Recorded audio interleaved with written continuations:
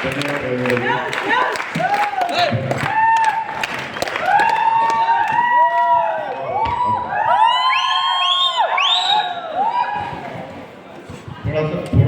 छोड़ दीजिए, थोड़ा सा, और इको पूरा खत्म कर दीजिए, इको खत्म कर दीजिए।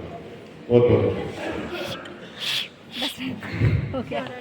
मेरा भी इको भी है। हेलो,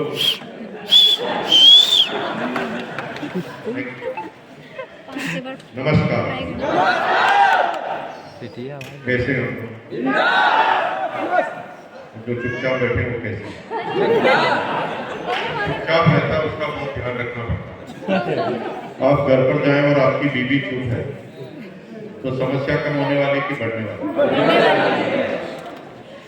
अभी पुलिस वाला आ जाए और बोले चोरी किसने की, फंसेगा वही जो चुप है। चुप रहने से समस्याएं बढ़ती जाएगी, इसलिए दुनिया के हर विद्वान ने कहा है कीप कम्युनिकेटिंग प्लीज, बातचीत जारी रखिए। पूरी पृथ्वी पर हिंदुस्तान एक ऐसी कंट्री है जहाँ पर सबसे कम तलाक होते हैं। और ये जनरल नॉलेज का प्रश्न है जो मैं आज आपको बता रहा हूँ। पूरी दुनिया में हिंदुस्तान एक ऐसी कंट्री है जहाँ पर सबसे कम तलाक होते हैं।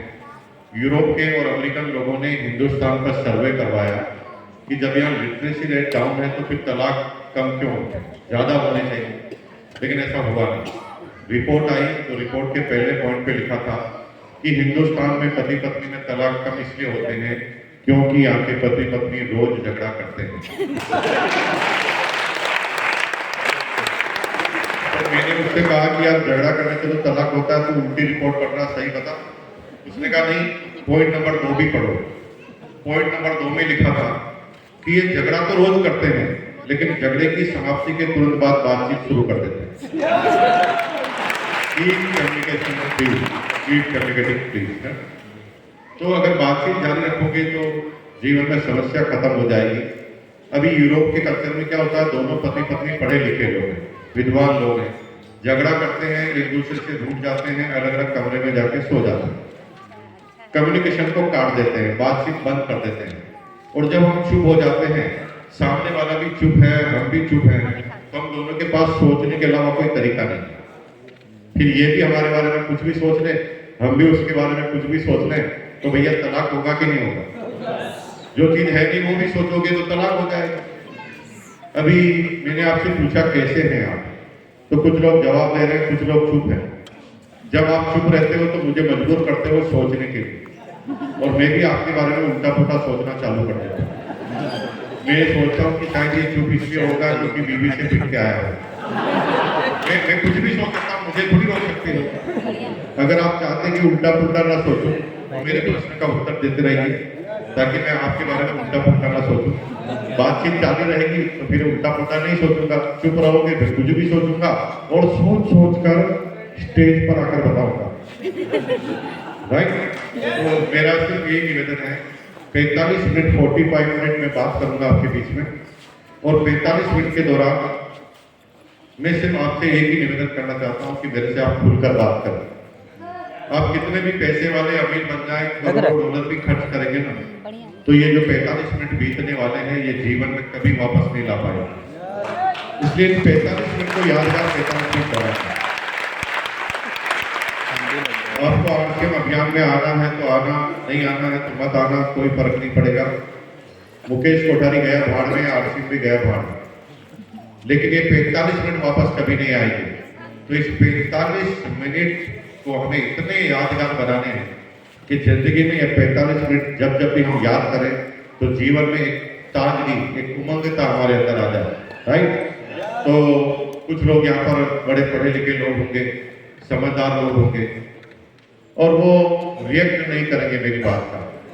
तो मेरा सिर्फ ये निवेदन है कि आप परेशान इसलिए हैं क्योंकि किसी ने आपको कहा कि मुकेश कोठारी गुरु है और वो आया। तो मैं क्लियर कर दूं कि मैं कोई गुरु नहीं हूं। गुरु हर व्यक्ति है जो भी सिखा सकता है। अभी आदरणीय, क्या नाम है सबका, कहाँ गए जो मुझे लेकर आए? हाँ, वर्मा सर, कहाँ वर्मा सर? वो उधर खड़े। वो वर्मा साहब मुझे लेकर आ रहे थे होटल से, तो रास्ते में जब मैं आ रहा था तो एक शराबी है ना, संडे के दिन फुल दारू पी के इधर उधर दौड़ रहा। मुझे ऐसा लगा कि वो वर्मा जी की गाड़ी पे ही गिरेगा और आज वर्मा जी की गाड़ी का डेथ होगा ही होगा, लेकिन ऐसा हुआ नहीं। वो सीधा नाली में जाके गिरा। आवाज आई छुपा। जो भी आवाज आई, मैंने वर्मा जी को बोलो गाड़ी रोको, गुरुजी मिल गए। क्या बोला? गाड़ी रोको, गुरुजी मिल गए। तो इन्होंने कहा कहाँ गुरुजी? मैंने कहा वो देखो नाली में बैठे। वो कहा वो कैसे गुरु हो सकते हैं? मैंने कहा अभी देखिए, सुनिए। मैं उन गुरुदेव के पास गया, बहुत शालीनता से नमन किया, प्रणाम किया और मैंने उन्हें कहा कि गुरुजी प्रणाम, आज आपने हमें डेमो करके बता दिया कि तू भी पिएगा तो तेरा भी यही हाल होगा।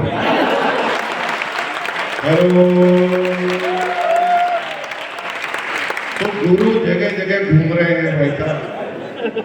आप ये मत बोलो कि एक ही व्यक्ति सिखा देगा, कोई भी सिखा। सीखने के लिए 3 चीजें होना जरूरी है। पहला, दिमाग खुला होना जरूरी है। दूसरा, आंखें खुली होना जरूरी है। तीसरा, कान खुले होना जरूरी है। फिर हर चीज आपको सिखाई। मेरी डॉटर ने 30 साल की एज में मुझे पहली बार टूथपेस्ट करना सिखाया। 30 साल तक मैं टूथब्रश कर रहा था, लेकिन मुझे पता नहीं था कि सही टेक्निक क्या है और मैं अपने आप को विद्वान मान रहा था। आप में से भी कई लोग जिस काम को आप कर रहे होंगे अपने आप को परिपूर्ण मानते होंगे और यही आपकी गलतफहमी है। जब आप अपने आप को पूर्ण मानने लग जाते हैं तो सीखना आपका बंद हो जाता है। तो संडे का दिन था, मेरी डॉटर 4-5 साल की थी, शायद स्कूल में जाना चालू ही हुई थी। वो पहला ही लेसन समझकर आई और मुझे संडे के दिन सुबह टूथपेस्ट करते हुए देख लिया। वो मुझे ऊपर देखकर घूर कर देख रही और मुझे धीरे से कहा, डैडी इतने बड़े हो गए अभी तक पेस्ट करना नहीं आता। मैंने कहा क्या हुआ? दांतों की लाइन सीधी है, ब्रश को आप यूं घुमा रहे हैं। हमारी बहन ने कहा है ब्रश करने का तरीका है zig zag zig zag zig zag zig zag. एक चाटा मारा, 6 साल का गुरु फिर पैदा हो। तो गुरु तो हर जगह, इसलिए तुम भी गुरु, हम भी गुरु हो जाते हैं शुरू। की बात, सारे गुरु हैं, सब लोग हम जानकारी लेंगे। तो मेरा नाम मुकेश कोठारी है और मैं भीलवाड़ा से आपके बीच में आया हूँ। भीलवाड़ा आपके हबीबगंज के पास वाला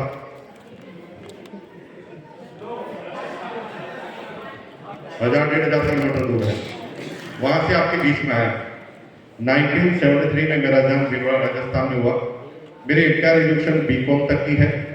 बीकॉम तक की एजुकेशन मैंने भीलवाड़ा राजस्थान में ली और एक प्राइवेट नौकरी से मैंने अपना इकोनॉमिकल सफर चालू किया। प्राइवेट नौकरी मुझे क्यों करनी पड़ी? 750 रुपए की, क्योंकि मेरे पिताजी करोड़पति थे। यस,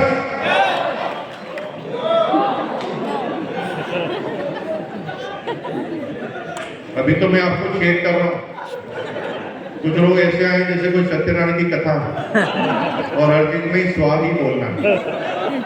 अरे सोचो समझो यार, हर किसी बात पे यूज कर दो थोड़े। अभी मैं पटना में गया, पंकज जी, अभी मैं पटना में गया तो पटना के आदमी आपसे भी ज्यादा चाह। आप तो आधा सुनकर यस बोल रहे हैं, वो तो सुने बगैर ही यस बोल रहे। मैंने जो ही बात करना चालू की, भाई हो गया, अरे मैंने कहा बात तो कर दे, वो यस, अरे मैंने कहा अरे यस भाई यस, पूरा फाइनल यस, बोलने नहीं देते इतने यस। लाइट तो बंद की भाई। अच्छा, आपके ऊपर आ रही है लाइट, आंखों में आ रही है। चलो कोई बात। कहां से आप? अच्छा, आपके सामने से आ रही होगी। ठीक है, अगर अभी ठीक महसूस कर रहे हैं, चलो कोई बात। लाइट चालू करा दीजिए। विरोध ज्यादा, ये वाली सही है सर, ये सही है। चलो ये वाली लाइट उधर वालों के आ रही है और ये वाली लाइट उधर वालों के आ रही है, ठीक है। चलो कोई बात नहीं। वैसे भी मेरे को देखकर क्या फायदा होगा, मैं कोई विश्व विजेता सुंदर प्रतियोगिता में नहीं आया। मेरी बातों को सुनेंगे तो काम हो जाएगा। शकल से कोई फर्क ही नहीं पड़ता, शकल तो इतनी देखने लायक है भी नहीं, है ना। इसलिए बातें करते हैं, बातों से ही कुछ परिवर्तन आने वाला है। तो वहां के लोग बहुत ज्यादा एक्साइटेड, हर चीज पे यस कर। तो मैंने क्या बोला, एक वीडियोग्राफर को बुलाया और मैंने कहा तू स्टेज पे खड़ा हो जा मैं इनको बातों में लगाऊंगा, हर किसी बात पे यस करा दूंगा, तू वीडियो बना लेना। तो मैंने उनको बातों में घुमाया, घुमा कर अचानक पूछा, तो क्या मैं मान लूं कि आज से आपकी सारी प्रॉपर्टी मेरी?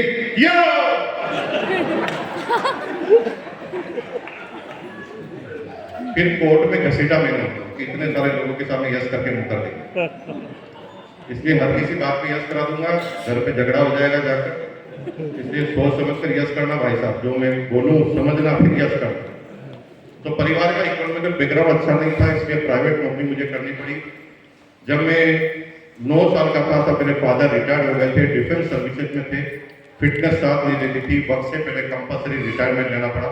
और जब पिताजी का रिटायरमेंट हुआ, 250 रुपए की पेंशन की अमाउंट आती थी, माताजी अचार पापड़ चटनी बनाकर घरों घरों में बेचा करती थी, परिवार का जैसे तैसे खर्चा चलता था। परिवार में टोटल हम 6 भाई बहन थे। कुछ लोग मुस्कुरा रहे, अरे अभी के हिसाब से नहीं, पहले ऐसे गिन गिन के पैदा नहीं होते, खूब होते। और इतने बच्चे इसलिए पैदा होते थे क्योंकि हमारा डीएनए नंबर 1 का है। हमारा डीएनए क्या है? डीएनए नंबर 1 का क्यों है? क्योंकि नालंदा तक्षशिला जैसा विश्वविद्यालय हिंदुस्तान में होता था और आपको आश्चर्य होगा कि पूरी दुनिया के सारे शासक अपने बच्चों को हिंदुस्तान में पढ़ने के लिए भेजते थे।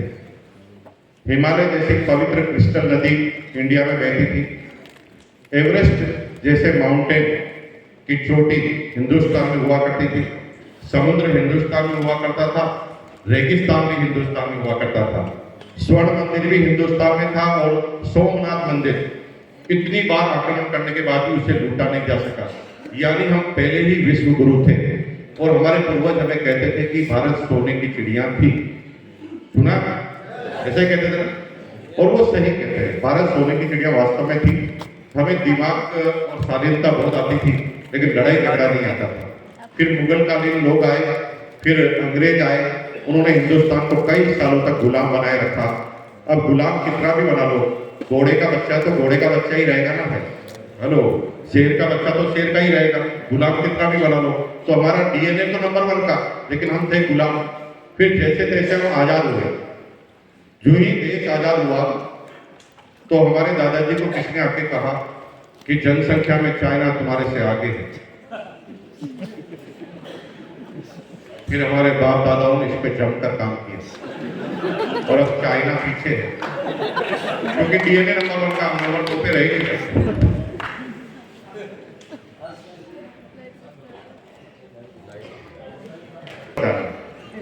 सामने पीछे वाला लेट हो जाए कोई फर्क नहीं, हमें सारी लाइन को तोड़ के आगे की तरफ जाना है। डीएनए नंबर 1, ठीक है, हम हर जगह नंबर 1 में जाएंगे। अभी मोदी जी कह रहे 2047 में वो देश को भी नंबर 1 पे लेके जाएंगे।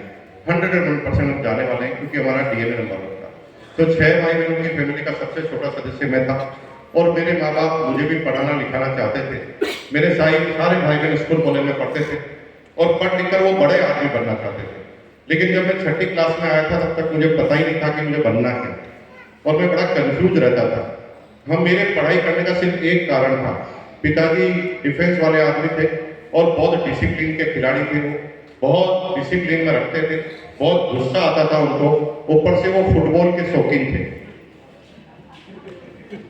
जब भी हम उनके सामने जाते थे तो 10 फीट का डिस्टेंस मेंटेन करते थे, क्योंकि किक तो चलते चलते ही पड़ती थी। और उन्होंने क्लियर कट कह दिया कि पढ़ोगे नहीं तो लात मार के बाहर निकाल दिए जाओगे। तो हम मजबूरी के लिए पढ़ रहे थे। हमारे पढ़ने का एकमात्र कारण था कि पिताजी फुटबॉल के खिलाड़ी थे और हमारे पास और कोई कारण नहीं था। जैसे तैसे पढ़ रहे थे। 6ठी क्लास में माताजी पिताजी झगड़ा कर रहे थे। उस समय भी होता था, आप करते तो कोई बहुत बड़ी बात तो है नहीं, अच्छी बात, झगड़ा करते रहिए। कितना भी पड़ोसी आकर समझाए तुम्हें रुकना नहीं, तुम्हें कंटिन्यू अपने झगड़े को चालू रखना, और झगड़े में कोई कमी है तो तलवार भी खरीद कर लाना। हाँ, लेकिन झगड़ा खत्म होते ही बातचीत चालू कर देनी है यार भाई, चुप नहीं रहना। चुप रहने से समस्याएं बढ़ती जाएगी, राइट। तो माताजी पिताजी झगड़ा कर रहे थे, माताजी पिताजी झगड़ा कर रहे थे। पिताजी जो है ना डायलॉग बोल रहे थे माताजी को, इस महीने का बजट बिगाड़ दिया। अब मैंने पहली बार सुना ये बजट होता है क्या, बिगड़ता कैसे। तो मैं पिताजी से पूछ नहीं सकता था, क्यों, मतलब वो याद रखना ये जनरल नॉलेज का प्रश्न है। पिताजी फुटबॉल के शौकीन थे, उसे पूछ नहीं सकते थे बजट क्या होता है, तो पड़ोसी से पूछा पड़ोसी ने कहा कि बजट का मतलब हिसाब किताब होता है और आमदनी से ज्यादा खर्चा हो जाता है तो बजट बिगड़ जाता है। अब पड़ोसी से पूछा, पिताजी से तो पूछ नहीं सकते थे कि आमदनी कम क्यों है, तो हमने पड़ोसी से पूछा आमदनी कैसे होती है, तो उन्होंने कहा कि 3 मुख्य तरीके हैं, बाकी बहुत सारे तरीके हैं, खेती कर लो, नौकरी कर लो, बिजनेस कर लो। हम 6ठी क्लास में सोचने लगे कि हमें क्या करना चाहिए। खेती हम कर नहीं सकते थे, जमीन थी नहीं, और नौकरी पे हमें कोई रखेगा नहीं, छोटे बच्चे थे, तो बिजनेस के अलावा हमारे पास कोई अल्टरनेट नहीं था। अब बिजनेस किसका करना है, तो 6ठी क्लास में सोच लिया बिजनेस पतंग का करेंगे। पतंग का क्यों करेंगे, क्योंकि कॉमन सेंस था कि बिजनेस हमेशा समय, स्थान और परिस्थिति के आधार पर करना चाहिए। समय, स्थान और परिस्थिति के आधार पर ही आपको अपने बिजनेस का निर्णय लेना चाहिए। और मेरी परिस्थिति ये थी कि मैं छोटा बच्चा था और समय यह था कि मैं 6ठी क्लास में पढ़ता था, मेरे सारे दोस्त 5वीं, 6ठी और 7वीं क्लास के बच्चे थे और सब पतंग पर ही पैसा खर्च करते थे। तो मैंने सोचा कि मैं पतंग की दुकान लगाऊंगा। अब मैं पैसे कहाँ से लाऊं, पैसे पिताजी से नहीं मांग सकते थे, क्यों, ये याद रखना, पिताजी से नहीं मांग सकते थे, तो क्या करें, कोई हमें देना नहीं चाहता था और कोई देता भी नहीं था, छोटा समझता था, सब मुझे इग्नोर करते थे। तो मैंने टॉफी खाना बंद कर दिया। 6ठी क्लास में 5 पैसे मुझे 7 दिन में एक बार मिलते थे, 7 दिन में एक बार 5 पैसे मिलते थे। मैंने टॉफी खाना बंद कर दिया और 5-5 पैसे को जोड़ना चालू किया। 1 रुपया 60 पैसा मैंने टोटल 1 साल में इकट्ठा कर लिया।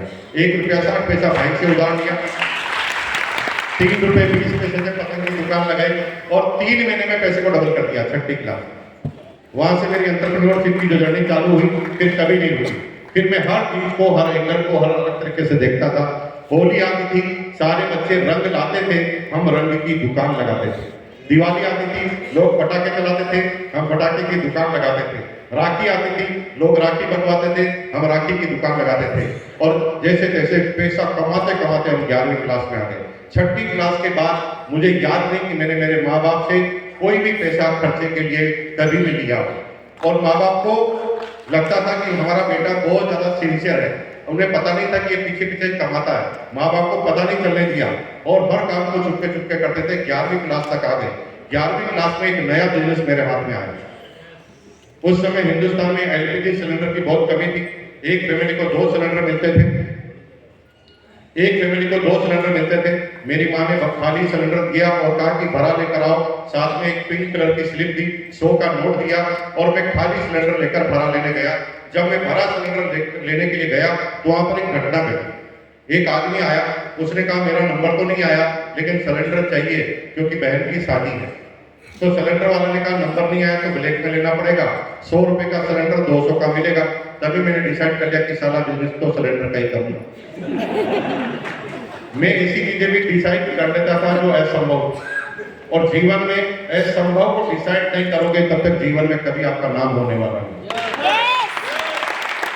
दुनिया में एक आदमी बताओ जिसने संभव काम किया हो और उसका नाम हो गया। नाम उसी का होता है जो असंभव चीज सोच लेता है। लेकिन 40-45 साल की एज में आप अपने बच्चों को बार बार डायलॉग बोलोगे, पैर उतने ही फैलाओ जितनी चादर हो। हेलो, क्या बोलोगे? पैर उतने ही फैलाओ जितनी चादर हो। ऐसा क्यों उल्टा पुल्टा सिखाते हो भाई? हम तो ये कहते हैं कि पैर फैलाकर देख लो कि चादर किस साइज की चाहिए। चादर को भी तो बदल सकते हो, पैर को ऐसे डालना जरूरी है। चादर भी बड़ी की जा सकती है। तो हम सोच लेते थे। अब सोच लिया सिलेंडर का बिजनेस करना है, लेकिन ये पता नहीं था कि सिलेंडर मिलेंगे क्या, लेकिन सोच लिया। अगर ये सिलेंडर उस समय आप मेरे पड़ोसी होते और मैं आपसे पूछ लेता ये सिलेंडर कहां मिलेंगे, तो आप मुझे क्या कहते? आप मुझे कहते हैं गधे के बच्चे, उल्लू के पट्टे, पागल की औलाद, सिलेंडर मिलते नहीं, एजेंसी लेनी पड़ती है और पूरे गवर्नमेंट के द्वारा मिलती है, एक डिस्ट्रिक्ट में एक मिलती है और 1 करोड़ रुपए इन्वेस्टमेंट चाहिए, चेक अलग से लगाना पड़ता है, तेरे बाप को भी नहीं मिलेगी। आप अगर मेरे पड़ोसी होते तो यही बोल। हेलो, हमें पता, हमने पड़ोसी से नहीं पूछा, हमने अपने दिमाग से पूछा, क्योंकि पूरी लाइफ आपका दिमाग ही आपका साथ देने वाला है। माँ बाप बहन भाई कोई साथ नहीं देगा, क्योंकि किसी भी पता नहीं कि कौन पहले मरने वाला है। लेकिन ये केवल आपके साथ ही मरता है और ये एक ऐसे सच्चे दोस्त की तरह काम करता है जो कभी प्रश्न नहीं पूछता, ये केवल उत्तर देता है। पॉजिटिव पूछते हो तो पॉजिटिव उत्तर देता है, नेगेटिव पूछते हो तो नेगेटिव उत्तर देता है। ये कभी सोचकर उत्तर नहीं देता, क्योंकि दिमाग का दिमाग नहीं होता, ये केवल आपका दिमाग होता। इसे जो पूछो उसका जवाब मिलता। तो मैंने दिमाग से कहा सिलेंडर कहां मिलेंगे बताना। कैसे पूछा?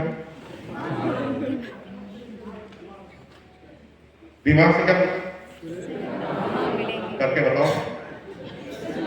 एक तो या तो आंकड़ों मत, मेरा क्या ले जा सकते हैं? मजा लेकर जाएगा या जिंदगी में आप एक तो वापस कभी आएंगे? जुगता वही है जिसमें जान होती है, अकड़न तो मुर्दे की पहचान होती है।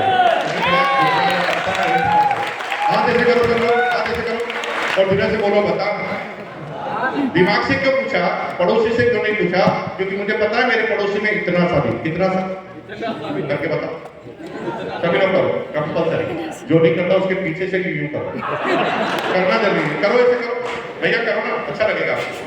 ऐसे ही कोई हिलाओ उसको, थोड़ा ऐसा हिलाओ, ऐसा हिलाओ, सभी को कंपल्सरी है। और मेरे साथ साथ बोलो मेरे पड़ोसी में, थोड़ा तेज बोलो, मेरे पड़ोसी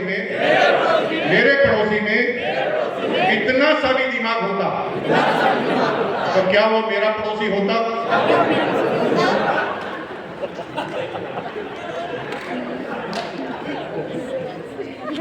भगवान कसम, आपके पड़ोसी में इतना सा भी दिमाग होता तो मुकेश अंबानी का पड़ोसी होता, तुम्हारा थोड़ी होता। तुम्हारा सारा है ही इसलिए कि दिमाग नहीं है उसके अंदर। और उससे जाकर पूछोगे तो क्या जवाब मिलेगा? मैंने दिमाग से पूछा कैसे मिलेगा, तो इसने कहा सेम होगा वही जो पड़ोसी नहीं, क्योंकि दिमाग हमेशा पड़ोसी से प्रभावित होता। इसलिए दिमाग की एक बार में मत सुनो, इसे 2-3 बार बोलो।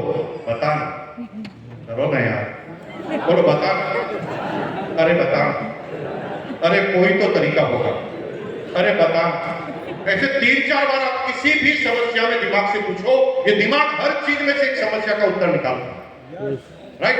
तो मैंने दिमाग से पूछा 2-3 बार, तो दिमाग ने कहा एक तरीका, एक फैमिली को 2 सिलेंडर मिलते हैं, बड़ी फैमिली में दोनों सिलेंडर काम आ जाते हैं, लेकिन जिस फैमिली में हस्बैंड वाइफ नहीं है उनको मिलते तो 2 हैं, काम एक आता है, तुझे उसकी लिस्ट बना ली।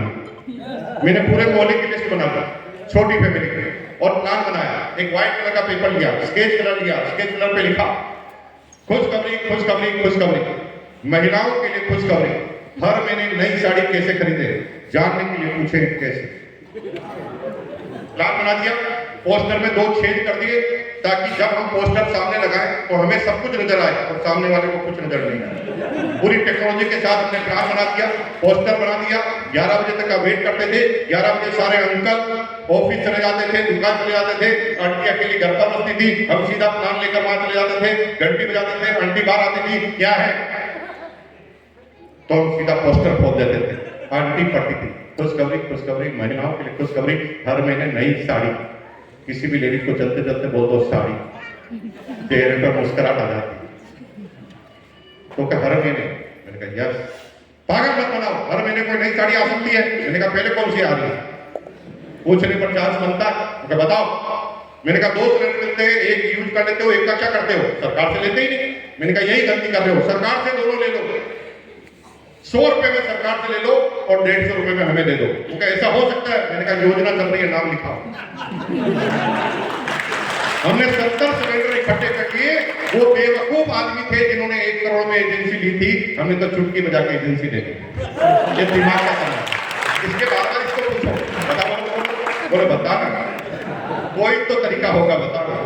ऐसा बोलोगे तो ये बहुत सारे आंसर आपको दे देगा। और हमने 70 सिलेंडर की लिस्ट बना ली। और बिकेंगे कहाँ? सिलेंडर वाले के पास जाके खड़े हो जाते थे। वो किसी को 200 रुपए बोलता था तो हम उसे 250 बोल देते थे। कहाँ मिलेंगे? सीधा सप्लायर से मिला देते थे। 150 रुपए में सिलेंडर पड़ता था, 250 में बेचते थे, 25 रुपए एक सिलेंडर पे कमाते थे। 97, 98, सॉरी 83, 84 की बात बता रहा हूं मैं। और 83, 84 में जब ये सिलेंडर हम बेचते थे भाई साहब, आपको आश्चर्य होगा, 25 रुपया एक सिलेंडर पे कमाते थे। जब लेबर की सैलरी 7 रुपए से 15 रुपए पर डे के बीच में होती थी। जब लेबर पूरे दिन में 7 से 15 रुपए पर डे कमाता था, जब एक सिलेंडर पर हम कमा लेते थे 25 रुपया। सब कुछ जीवन में ठीक, सब कुछ जीवन में ठीक कर रहा, कोई चैलेंज नहीं, कोई प्रॉब्लम नहीं। मेरी इनकम थी मेरे टीचर से ज्यादा। मेरे प्रिंसिपल थे, उनके पास लूना, मेरे पास टीवीएस चैंप मोपेड, दोनों ही स्कूल में एक साथ घुसा करते थे। ये रुतबा हमारा 11वीं क्लास का। जीवन में कोई प्रॉब्लम नहीं, सब कुछ जीवन में ठीक चल रहा है। तो नाउ सेमिनार स्टार्ट।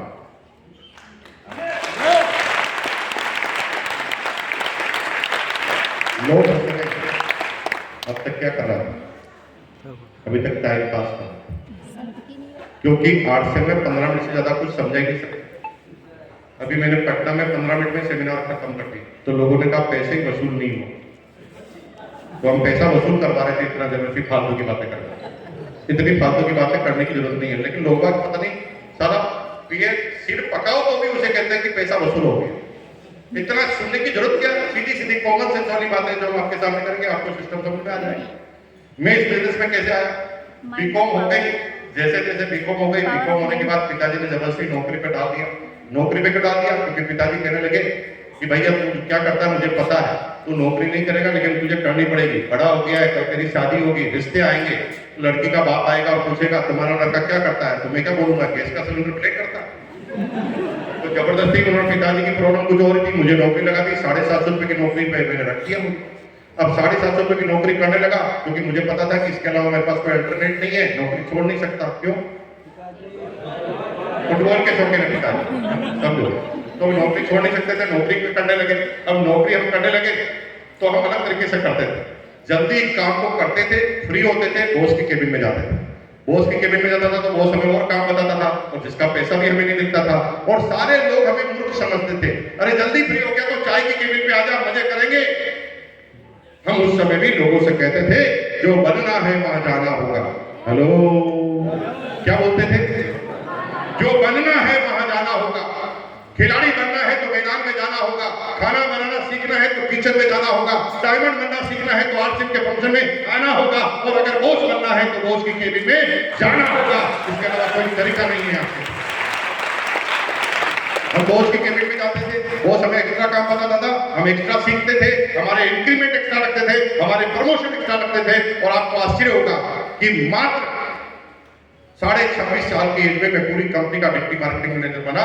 97-98 में मेरी सैलरी थी 13,000 बेसिक, जब डिस्ट्रिक्ट कलेक्टर की सैलरी 10-11 हजार से नीचे होती थी बेसिक, तब मैं 13,000 का पर मंथ कमाने लगा। जब कम एज में अधिक सफलता मिलती है तो पैसा तो कई लोग कमा सकते हैं, लेकिन दिमागी रूप से परिपक्व यानी मैच्योर नहीं हो पाते। मैं थोड़ा घमंडी किस्म का इंसान हो गया, ईगो आ गया मेरे अंदर। मुझे लगता था कि दुनिया का सबसे समझदार आदमी मैं हूं, क्योंकि सैलरी मेरी ज्यादा। मैं अपने रिश्तेदारों को नहीं काटता था, मुझे लगता था कि तुम मुझे क्या सिखाओगे, तुम्हारे से ज्यादा मैं कमाता हूं। और एक गलत फहमी का शिकार के साथ मैं अपने जीवन को जी रहा था। लेकिन ये गॉड प्लानिंग, इसको इग्नोर मत करना। ये भगवान ना, ये अल्लाह है, इसकी इच्छा के बगैर इस धरती से पत्ता भी नहीं हिल सकता, पत्ता भी। तो इस गलत फहमी में मत रहना कि आज आप अपनी इच्छा से आए, दैट इज गॉड प्लान। ये गॉड की बात।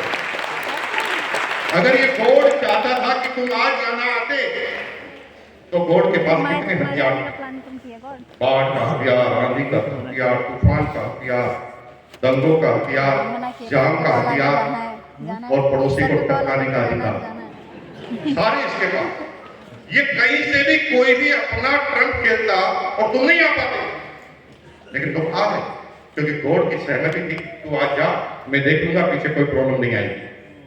और आप आ गए। एक फरिश्ता आया होगा जो तुम्हें लेकर आया होगा, जिसे तुम अभी अपना दुश्मन समझ बैठे हो। कुछ लोग ऐसे होंगे जो झूठ बोलकर लाए गए होंगे, कुछ लोगों को बोला होगा कि 15 मिनट में फ्री हो जाएंगे, कुछ लोगों को जीजा पकड़ के लाया होगा, कुछ को साली, कुछ को अपने पुराने दोस्त याद करके पकड़ के लाए होंगे, और कुछ लोगों की शकल ही बता रही कि इनको किडनैप करके लाया गया, ये आना नहीं चाहते थे, जैसे जैसे घुमा फिराकर इनको पकड़ कर यहाँ पर लेकर आया। लेकिन ये गॉड की प्लानिंग है। भगवान चाहता था ना तो आज उसका भाटा फोड़ सकता था, लेकिन आज ऐसा कुछ भी नहीं हुआ। और मेरे साथ ऐसा हुआ, कंपनी में ठीक ठाक काम करता था, 13,000 सैलरी, कंपनी की तरफ से मकान मिला हुआ, किराया कंपनी देती थी, कंपनी इधर उधर जाने के लिए कार प्रोवाइड कराती थी, हमारा खुद का स्कूटर था अनुभव वेस्पा 150 एनवी विदाउट लॉ। उस जमाने में शानदार तरीके का scooter, sky sorry grey colour का, वो स्कूटर आज भी हमारे पास है, मेरे घर पर सजाया हुआ है। कितने लोग मेरे घर पर आए हुए? काफी लोग आए। 25 करोड़ रुपए का मेरा मकान है, मतलब मेरी लागत 25 करोड़ है, 50 करोड़ उसकी वैल्यू है 50 करोड़। 25 करोड़ रुपए के मकान में स्कूटर महाराज का हमने मंदिर बना और रोज स्कूटर की पूजा करते हैं, क्योंकि स्कूटर हमारे जीवन में नहीं होता तो सब होते ही नहीं। आगे हम बताएंगे कैसे स्कूटर का हमारा महत्व है। सब कुछ हमारे साथ सिस्टम सेट था। आप में से कोई भी आदमी किसी भी डायरेक्ट सेलिंग के प्लान के लिए मुझे इन्वाइट करता तो मैं नहीं जाता, क्योंकि अंदर से ईगो भरा हुआ था। मुझे लगता था कि मैं जो करता हूं वही सही है, और हर व्यक्ति को लगता है कि वो जो कर रहा है वही सही है। टीचर को लगता है टीचर सही है, डॉक्टर को लगता है कि डॉक्टर कर रहा है वो सही है। लेकिन जब तक हम दूसरों को एनालिसिस नहीं करेंगे, जब तक आप खुद को सही नहीं बता पाते। सब कुछ जीवन में ठीक यथास्थिति चल रही, लेकिन एक दिन पता नहीं क्या हुआ, मेरे बॉस को पहले डायरेक्ट सेलिंग का प्लान कोई बता के गया। भगवान को भी पता था कि मुकेश कोठारी को अगर समझाना है ना, तो पहले इसके बॉस को ही समझाना पड़ेगा। बॉस को कोई डायरेक्ट सेलिंग का प्लान समझा के गया। बॉस आया कंपनी में सीधा मेरे पास। कंपनी में 1500 कर्मचारी थे।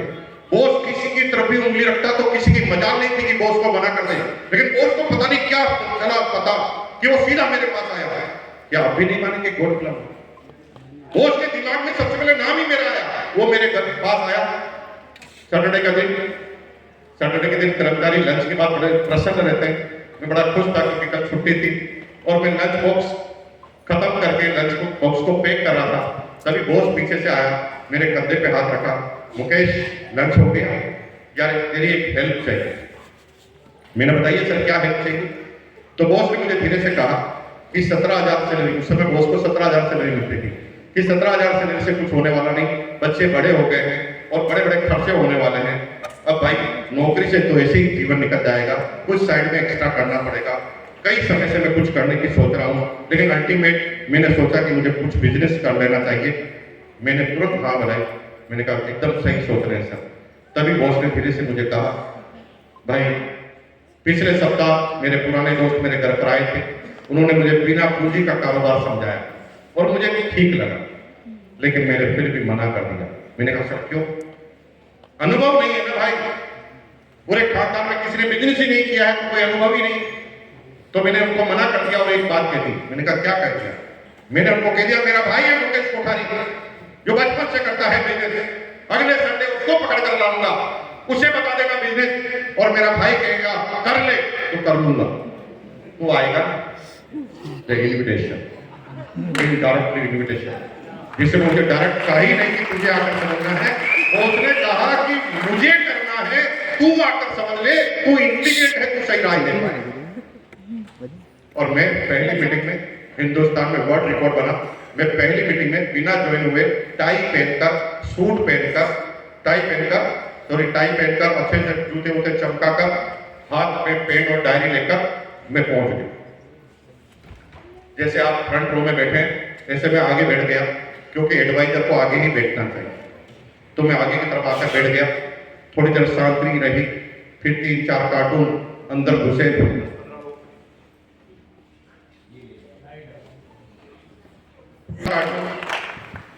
अंदर घुसे 10-15 लोग थोड़े चिल्लाने लगे। तब मैंने देखा तो मुझे एकदम हंसी आई, लेकिन चेहरे पर पसीना आ गया, क्योंकि राजस्थान में अगस्त का महीना था, non AC hall, temperature 48 degree Celsius, सब कुछ अजीबोगरीब। लेकिन ये 4 आदमी पूरा सूट बूट में आए। मैं बड़ा कंफ्यूज हो गया, किस प्रदेश के आदमी हैं, इतनी गर्मी में इनको सर्दी लग क्यों रही? फिर मैंने अपने दिमाग से पूछा, बताना इन्होंने सूट क्यों पहना? तो दिमाग ने कहा माइंड योर बिजनेस, ये सूट पहने की पजामा तुझे क्या लेना देना, जिस काम के लिए आया वो काम करो, भाग। मैं चुपचाप बैठ गया। तभी पहला कार्टून सामने आया। आते ही उसने कहा, भाई और बहनों, ये जोश का बिजनेस है। मुझे एकदम हंसी आ गई। मैंने कहा जोश का भी बिजनेस चालू हो गया। अब जोश को तोलेंगे कैसे, नापेंगे कैसे, कितना ग्राम जोश किसको दिया है, हिसाब किताब कैसे होगा? अरे जोश का भी कोई बिजनेस होता है।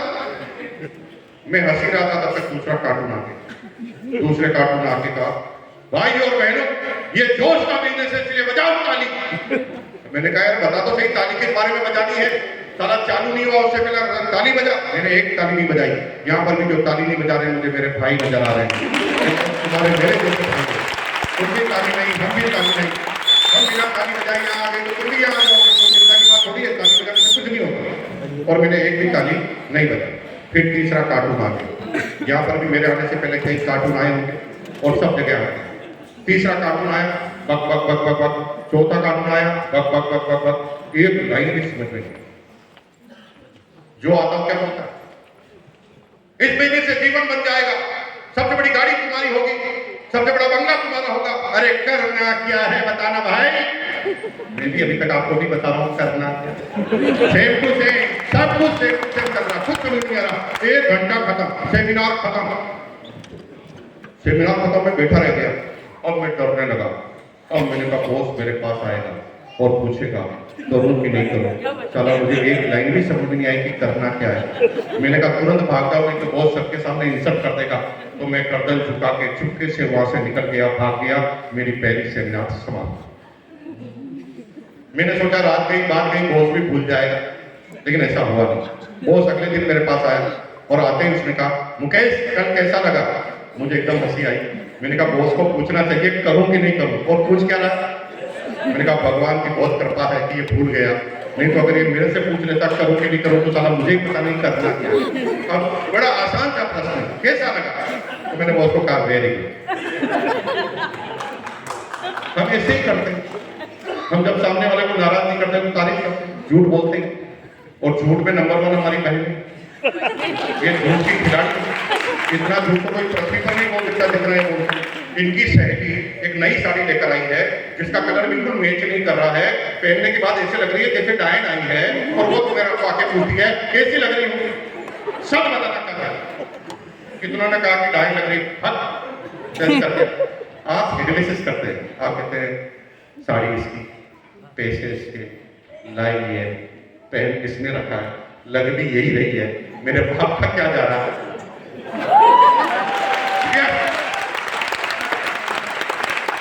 लेकिन आप ये भूल जाते हैं कि वो तुम्हारी सहेली है, झूठ बोलने में वो भी माहिर है।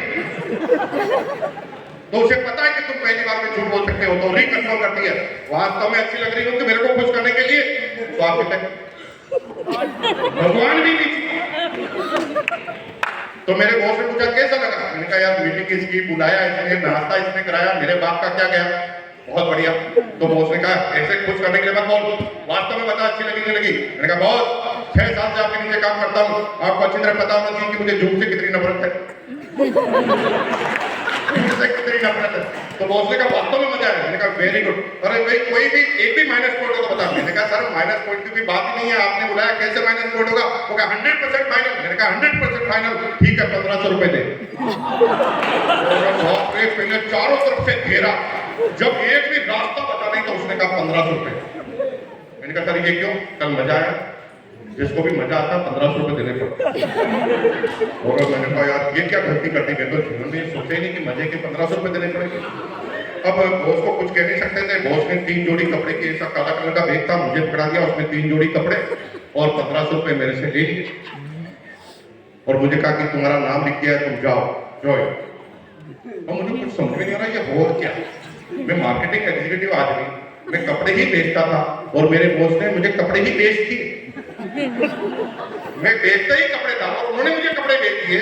अब मुझे कुछ समझ में नहीं आया। अब मैं ये भी नहीं कह सकता 1500 रुपए मेरे पास नहीं है। अगर ऐसा कहता तो बॉस कहता था सैलरी से काट लेंगे जाओ। अब वो तो हर चीज का कर पावर। अब मैंने किट ले ली भाई साहब। अब मैं रास्ते पर सोच रहा हूँ मैं उल्लू हूँ, मैं पागल हूँ, मैं गधा हूँ, मैंने ऐसे क्यों बोला, ये क्या हो गया मेरे साथ। जब मैं बार बार बोल रहा था तो मेरा दिमाग कह रहा था शांत शांत शांत। होता बड़ी बड़ी सिटियों में छोटी छोटी घटनाएं होती, कभी कभी पूरी घटना समझकर भूल जाना चाहिए। भूल जा, शांत, कोई फर्क नहीं पड़ता, कभी कभी होता। तो ये मुझे शांत कर रहा था। तभी तक मैं घर पर पहुंच गया। घर पर शांत शांत करते करते पहुंचा, तभी मुझे बीवी दिख गई। मैं फिर गया शांत, पूरी तरह गया शांत, क्योंकि बीवी तो मुझे पहले ही भोला समझती थी। हिंदुस्तान की सारी बीवियां अपने पति को भोला कहती हैं।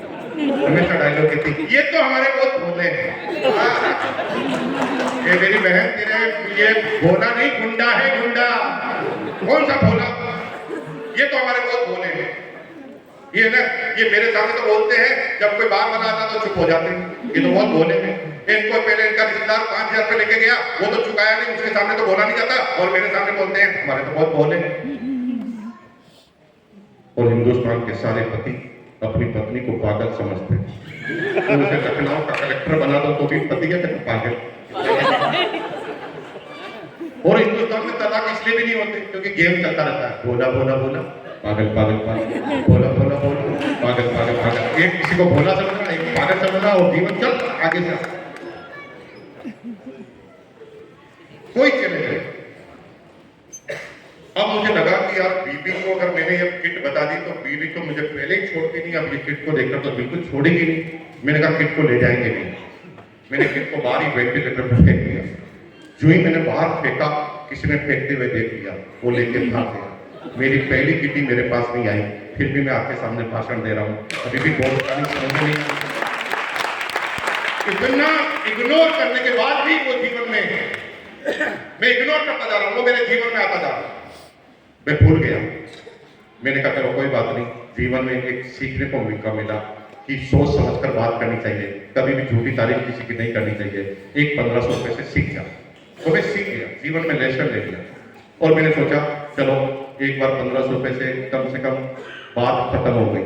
लेकिन पहली बार पता चला कि किट लेने से बात खत्म नहीं होती। किट लेने से खत्म थोड़ी हुई, वहां से तो शुरू होती। अब पहले मेरा वो 7 दिन में एक बार मेरे पास आता था, लेकिन ये किट लेने के बाद पता नहीं क्या मेरे से प्यार हो गया उसको कि वो तो रोज ही आने लगा। अब रोज मेरे पास आता, रोज लंच में मेरे पास, और मुझे भाषण देता कैसे तुमने जो किट लिया ना वो छोटी मोटी किट नहीं, जीवन को बदल देने वाली किट है। गांव का सबसे बड़ा बंगला तुम्हारा होगा, गांव की सबसे बड़ी कार तुम्हारी होगी। और इसी के लिए आज शाम को 8 बजे मेवाड़ चैम्बर ऑफ कॉमर्स में इस बिजनेस के बड़े बड़े लीडर आ रहे हैं। और मैंने अपनी अप्लायंस से 2 टिकटें छीन ली। 20 रुपए की एक टिकट थी और अप्लायंस दे भी रहा था तो मैंने उसे छीन ली, क्योंकि मुझे पता है कि 2 आदमी तो मिनिमम चलेंगे, एक मैं और एक तू मुझे मना करेगा ही नहीं, मुझे पता है। इसलिए हम दोनों की टिकट लेकर आ गए। चलेगा ना? पहले कंफर्मेशन, विश्वास बता रहा कि तू चलेगा ही चलेगा, फिर पूछ रहा चलेगा। अब सारा सीधा बोलो तो सीधी इंसान, ये कला थी उनके पास। मैं मनी मन बोल रहा हूँ, साला एक बार गया था तो 1500 रुपए देकर आया, अब तेरा बाप भी बुलाएगा तो जाऊंगा नहीं।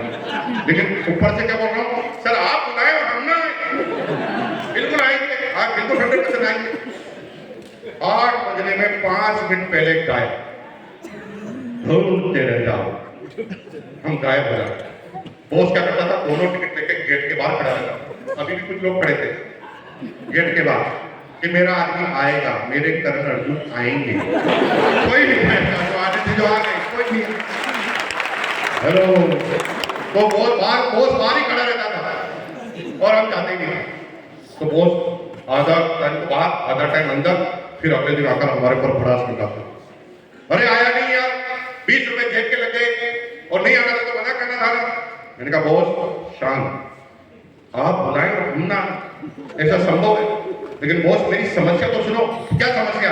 मैंने कहा बॉस घर से बाहर निकला था, स्कूटर पे किक मारी, अब स्कूटर ही स्टार्ट नहीं हुआ, अब बताओ गलती किसकी? बॉस को अच्छी तरह पता था कि मैं झूठ बोल रहा हूँ, और तुम भी जब किसी को झूठ बोलते हो तो तुम्हारा थोड़ा पहले ही बता के आ जाता है कि झूठा है, क्योंकि तुम कोई शाहरुख खान और माधुरी दीक्षित नहीं हो कि एक्टिंग कर दोगे। तुम्हारे थोबड़े से सब पता चल जाता है ये झूठ बोल रहा है, बात को घुमा। तो मेरे बॉस को पता था मैं झूठ बोल रहा हूँ, लेकिन बॉस को पता था कि अगर रिलेशनशिप खराब कर दी तो बुला नहीं पाऊंगा। तो boss the magic of spoken word, scooter को क्या हुआ? स्कूटर को कोई ज्यादा प्रॉब्लम तो नहीं है? अरे भाई पिछले महीने मेरा स्कूटर स्टार्ट नहीं हुआ, जब मैंने मैकेनिक को बताया तो मैकेनिक ने कहा इंजन सीज है, 2500 रुपए लगे। बड़े खुशकिस्मत हो यार, तुम्हारे तो इंजन सीज नहीं हुआ। चल अब इसमें तो तेरी क्या गलती है, मैं अच्छी तरह से समझ सकता हूं।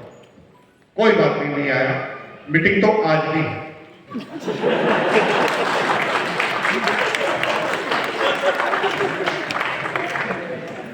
आज आएंगे ना सब, आज आए।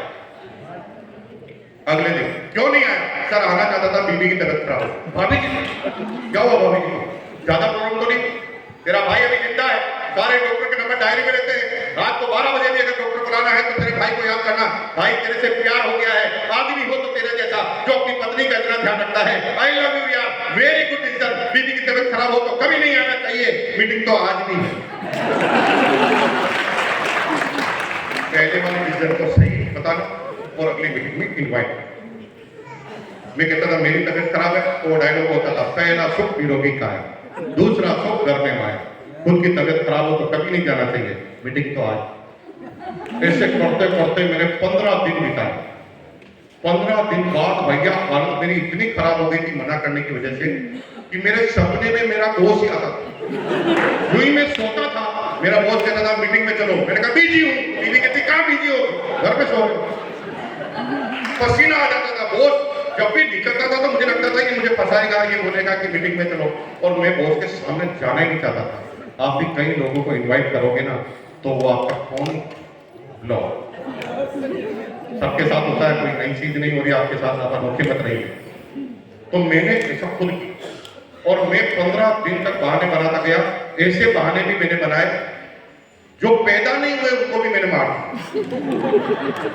एक दिन मैंने कहा मेरे अंकल मर गए, एक दिन का आज पड़ोसी टपक गया। ऐसे करते करते 15 दिन बिता दिए। 15 दिन में हालत बहुत ज्यादा खराब हो गई। बॉस को पता था कि अब इसके बहानों की सीमा खत्म हो चुकी है, अब ये शर्म से ही आएगा, लेकिन एक बार जरूर आएगा। और ये बहाने बनाना है तो आना ही पड़ेगा। अगर सच बोलना होता तो एक बार में बोल चुका होता। और उसने बहाने बनाते बनाते 15 दिन बाद मुझे संडे के दिन कॉल किया। लैंडलाइन पर मोबाइल नहीं होता था उस जमाने में। मुझे कॉल किया, गुड मॉर्निंग। मैंने कहा गुड मॉर्निंग। अरे मुकेश तेरे घर के बाहर से निकला था, ड्राइंग रूम खाली था, लाइट भी नहीं जली थी और कोई आवाज भी नहीं आ रही थी। आज तेरे घर पे कोई मेहमान तो नहीं आया? मैंने कहा बॉस आज तो कोई मेहमान नहीं आया। ओके ओके, तू सुबह सुबह स्कूटर पर दूध लेने जा रहा था, मतलब तेरा स्कूटर ठीक है? मैंने कहा बहुत ज्यादा स्कूटर तो एकदम ठीक है। ओके ओके, तू और तेरी बीवी गार्डन में जॉगिंग करते हुए दौड़ रहे थे, मतलब दोनों की तबीयत आज ठीक है? मैंने कहा दोनों की तबीयत तो ठीक है, आ जा। आज कई लोग ऐसे भी आए हैं। इतने दिन में संडे के दिन बहाना क्या बनाए, चल तेरा काम लगा क्या। काउंसलिंग में 10 लोग बैठे हुए, जो बॉस ने 1 महीने में ज्वाइन करा था, सब बैठे हुए। मैं भी बैठा था 10 मिनट पे। एक एक से बात चल रही थी। काउंसलिंग का अंतिम हो रहा है, मेरे पास मेरा बॉस आया और मैंने उसने मुझे कहा, अरे तुम कुछ करते नहीं, 15 दिन हो गए तुम्हें ज्वाइन किए हुए। मैंने बॉस को सीरियसली कहा, बॉस आपका हाथ दीजिए, मेरे सिर पर रखिए और कसम खाइए मेरी बात का बुरा नहीं मानो, क्योंकि आज मैं सोच कर गया था कि सच सच बोल दूंगा कि मुझे नहीं करना। और मैंने उनका हाथ सिर पर लिया और अपने कसम खिलवा दी जबरदस्त। और मैंने कहा बॉस वादा करा कि हमारे पर्सनल रिलेशन इस चीज के निर्णय में काम नहीं आएंगे बीच में, और हमारे जीवन में कोई भी संबंध खराब नहीं होंगे। बॉस ने कहा यार तू मेरा छोटा भाई है यार, तेरे से इन बातों की बातों में संबंध खराब करूंगा बहुत बिंदास हो। मैंने कहा बॉस 2 जन्म भी ले लो ना तो जिस काम को आप करते हैं मैं नहीं करूंगा। तो बॉस ने कहा क्यों नहीं करेगा? मैंने कहा बॉस जब से मैंने ये तुम्हारी किट ली है ना तब से मेरे सपने में तुम ही आते। तो बॉस ने कहा ऐसा क्या आता है सपने में?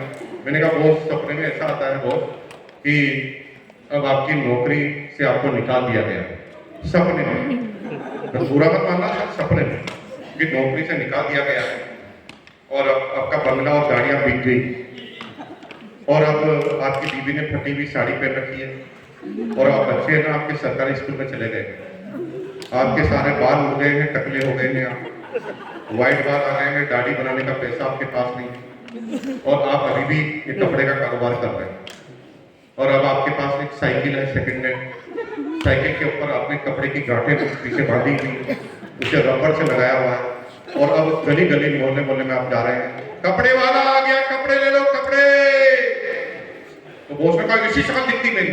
मैंने कहा बॉस एग्जैक्टली बिल्कुल ऐसा ही लगता है कि आप पूरे बर्बाद हो चुके हैं ऐसे।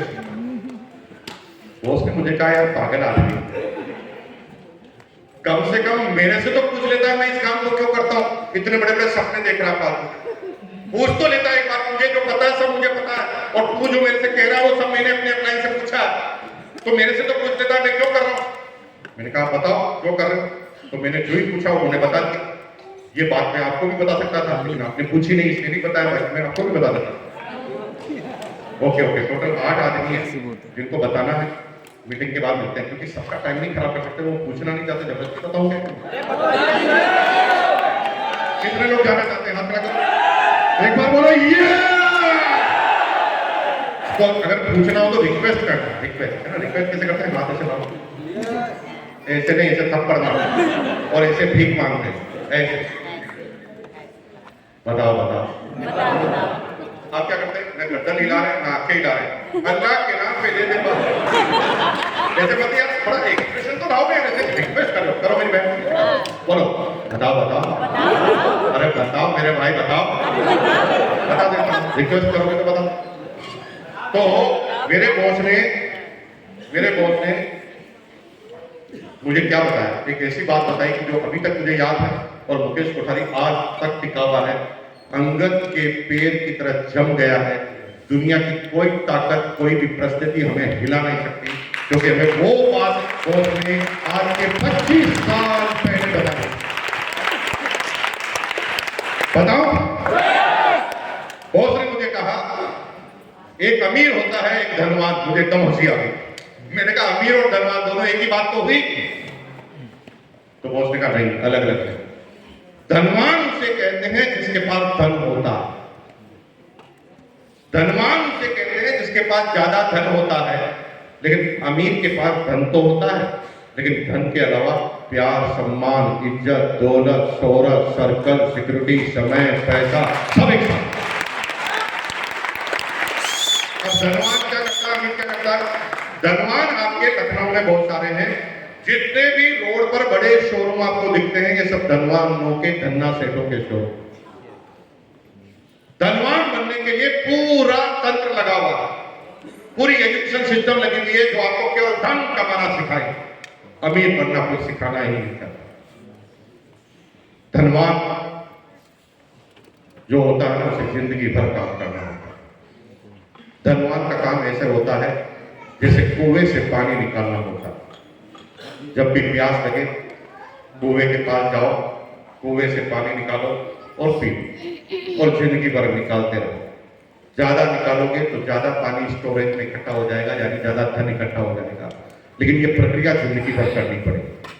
जिस दिन शोरूम पर नहीं गए, जिस दिन कुएं के पास नहीं गए, तभी पानी आना बंद।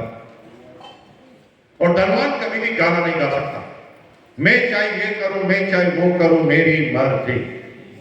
क्योंकि आपके यहाँ पर मारुति के शोरूम जिसके पास है, वो गाना गाए, मैं चाहे ये करूं, मैं चाहे वो करूं, रात को 2 बजे शोरूम खोलूं, मेरी मर्जी।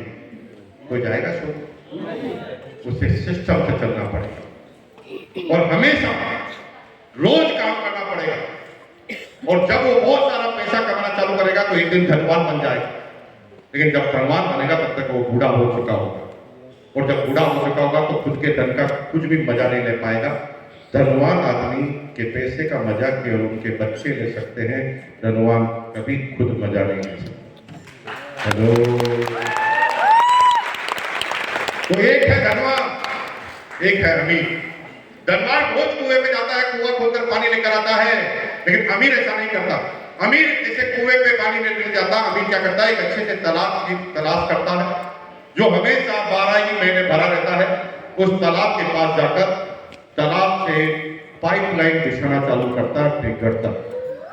और जब वो पाइपलाइन बिछाना चालू करता है ना, तो बड़ी चैलेंज आते हैं, बड़े प्रॉब्लम आते हैं। लोगों के पास पेशेंस नहीं है। लोग कहते थे ये तेरी पाइपलाइन कब बिछेगी, पूरी जिंदगी बीत जाएगी। और लोग उसे रोकते हैं, टोकते हैं, टॉर्चर करते हैं, क्योंकि सबको इमीडिएट चाहिए कि आज कुएं में पानी बाल्टी डालो, अभी का भी पैसा आ जाए। आज हम एक ऐसा बिजनेस करें कि एक कार बेचे, तुरंत प्रॉफिट आ जाए। आज हम ऐसा काम करेंगे कि एक कपड़ा बेचेंगे, तुरंत पैसा आ जाए। सबको इमीडिएट चाहिए। लेकिन अमीर आदमी सिस्टम बनाने के लिए काम करता है। शुरू के 5 से 10 साल वो सिस्टम बनाने पर काम करता है, और जब एक दिन सिस्टम तैयार हो जाता है तो फिर पाइपलाइन सीधी घर पर होती है और केवल नल को ही खोलना पड़ता है।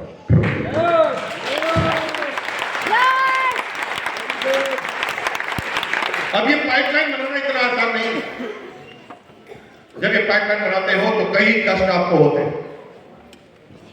ये जो बड़े लोग हैं ना, चाहे मुकेश अंबानी हो चाहे गौतम अडानी, इन्होंने ट्रेडिशनल काम चालू किया था, लेकिन इनके फादर को समझ में आ गया था कि अगला इतना बड़ा व्यापार को अगर मैनेज करना है तो सिस्टम बनाना पड़ेगा। और अब उन्होंने ऐसा सिस्टम डिजाइन कर लिया है कि वो लोग खुद काम नहीं करे तो भी काम चालू रहता है। टोयोटा कंपनी का मालिक जापान में जब रात को सो जाता है ना, तब भी वर्ल्ड की 110 कंट्री में गाड़ियां बनना और बिकना चालू रहती। मुकेश अंबानी रात को सोता है ना, तो भी पेट्रोल बनना, पेट्रोल भरना और पेट्रोल बिकना तीनों चालू रहते हैं। और मुकेश अंबानी के पिताजी ने सिस्टम बना दिया, अब वो कुछ भी नहीं करता। अभी 4 महीने से तो वो अपने बच्चे की शादी कर रहा था, कभी इधर पार्टी कभी उधर पार्टी, कभी मिर्ची बड़ा खाते हुए नजर आएगा, कभी पकौड़ा खाते हुए नजर आएगा। 4 महीने से सब पे गेस्ट का वेलकम कर रहा है। 4 महीने से एक भी दिन ऑफिस नहीं गया, फिर भी कंपनी चल रही है। 4 महीने बाद उसका सेक्रेटरी उसके पास आया और कहा, सर टोटल शादी का खर्चा हुआ है 4000 करोड़। क्या बोले? टोटल शादी का खर्चा हुआ 4000 करोड़। तो मुकेश अंबानी ने कहा 4000 करोड़ चाहिए? कहा सर 4000 करोड़ तो देना पड़ेगा आपको। ठीक है, सभी के जियो के रिचार्ज में 29 रुपए बढ़ा दो। एक ही दिन में शादी free. Hello, you have to decide, अमीर बनना है कि धनवान। और अगर धनवान बनना है तो गलत जगह आ गए हैं। किसी भी बड़े शोरूम वालों को अपना गुरु बना लो, वो तुम्हें धनवान बनने की 1000 रास्ते बना दो। मुकेश कोठारी धनवान तो नहीं है, वो धनवानों के जितना पैसा तो नहीं है, लेकिन ये अमीर है। ये जब चाहे जहां चाहे गाना गा सकता है। मैं चाहे ये करूं, मैं चाहे वो करूं, मेरी मर्जी। न मेरा कोई बॉस है, न मेरा कोई ऑफिस है, और न मेरे कोई शागिर्द है, न मेरे कोई नौकर है, न ही मेरा कोई बॉस है। मैं चाहे ये करूं, मैं चाहे वो करूं। और मैंने इन 25 सालों में सिस्टम बना दिया। सिस्टम ऐसा कि जब जब भी तुम अपने अच्छे के बारे में फैसला करो तो मेरा अच्छा हो जाता है।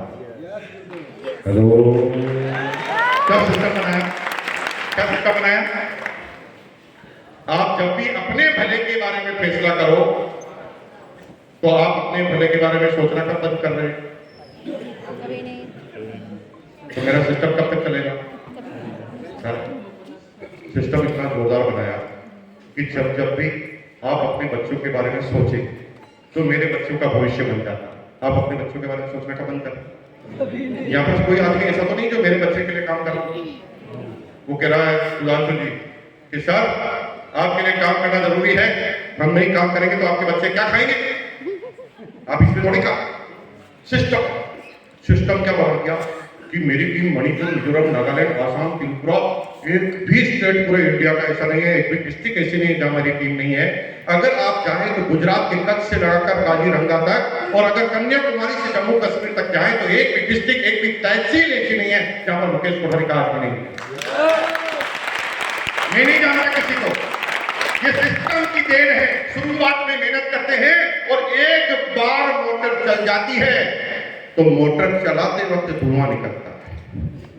ये शुरू के 5-10 साल ही धुआं निकलेगा भाई, और फिर एक बार ये बड़बड़ करके चालू होती है ना तो भाई ये सेल्फ अपने आप अपना ईंधन लेती है और अपने आप ये बड़बड़ करके चालू ही रहती है, रुकती नहीं। सिस्टम बन गया। और ये नेटवर्क कैसे बना? मेरे तो पूरे खानदान का आदमी ने, किसी ने लखनऊ का नाम नहीं सुना, लेकिन सिस्टम बन गया। मेरे बॉस ने कहा तुम लगा रहे, बस तू तेरे साले को बता। फिर मैंने कहा क्या होगा? साले को कहना तू भी तेरे साले को बता। फिर मैंने कहा क्या होगा? फिर उस साले को भी कहना तू तेरे साले को बता। जब सारे सालों को बताएंगे तो कौन से साले बच जाएंगे?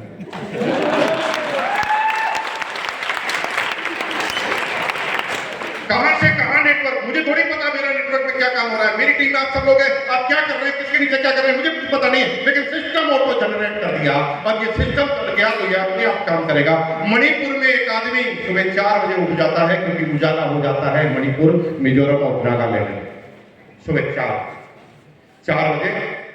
जब 6 बजे भिलौड़ा में 4 बजे हम गहन निंद्रा में सो रहे होते, तब मणिपुर के आदमी सुबह उठकर नहा धोकर तैयार होते हैं, 8 सिम की पैकेट में से 8 सिम की अगरबत्ती निकालते हैं और भगवान के सामने कहते हैं ओम जय जगदीश हरे।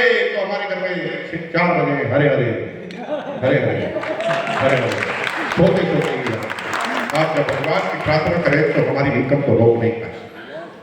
आप जब कपड़े पहनेंगे, हाँ ये आप छोड़ सकते हैं, सब हड़ताल करके कहे आज से हम कपड़े पहनना बंद, छोड़ सकते हैं, तो फिर हमारी इनकम कब बंद होगी?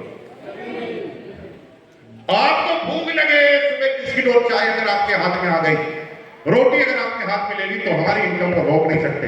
This is the auto generated system, क्योंकि हमने सिस्टम को तैयार कर दिया। अब पहली बात, अगर धनवान बनना है तो रोज कुएं पे जाना पड़ेगा और सिस्टम बनाओगे तो मेहनत करनी पड़ेगी। शुरू के 5 से 10 साल हमने मेहनत की भैया जब कर, क्योंकि हमें याद नहीं था कि हमारा बर्थडे कब है, बीबी की हमारी शादी की एनिवर्सरी कब है, बच्चे का बर्थडे कब है। किसी समाज में नहीं गए, किसी रिश्तेदार के नहीं गए, किसी दोस्त की शादी में नहीं गए, सब लोग नाराज हो गए और बड़े बुजुर्ग हमें शिक्षा देते थे, ऐसे समाज में जाना जरूरी है भाई, ऐसे दोस्तों के पास जाना है जरूरी है भाई। लेकिन मेरी अपलाई मुझे एक ही शिक्षा देती थी कि जो भी छूट रहा है ना वो एक ही दिन में कवर हो जाएगा, एक ही दिन। जो छूट गया है एक दिन में कवर हो जाएगा। भीलवाड़ा में 10 साल में कोई भी नहीं जानता था कि मुकेश कोठारी की कोई शख्सियत है, लेकिन जब हमारे समाज का मंदिर बन रहा था, मैं सीधा 11 लाख का चेक लेकर पूछा, एक ही दिन में पूरा भीलवाड़ा समझ गया कि मुकेश कोठारी है। मेरा दोस्त है अरुण चौधरी, जिसकी मेरी यूनिवर्सिटी में मैं 5 साल के बाद गया, उससे पहले उसने मुझे बुलाना ही बंद कर दिया क्योंकि मैं कहीं जाता ही नहीं था।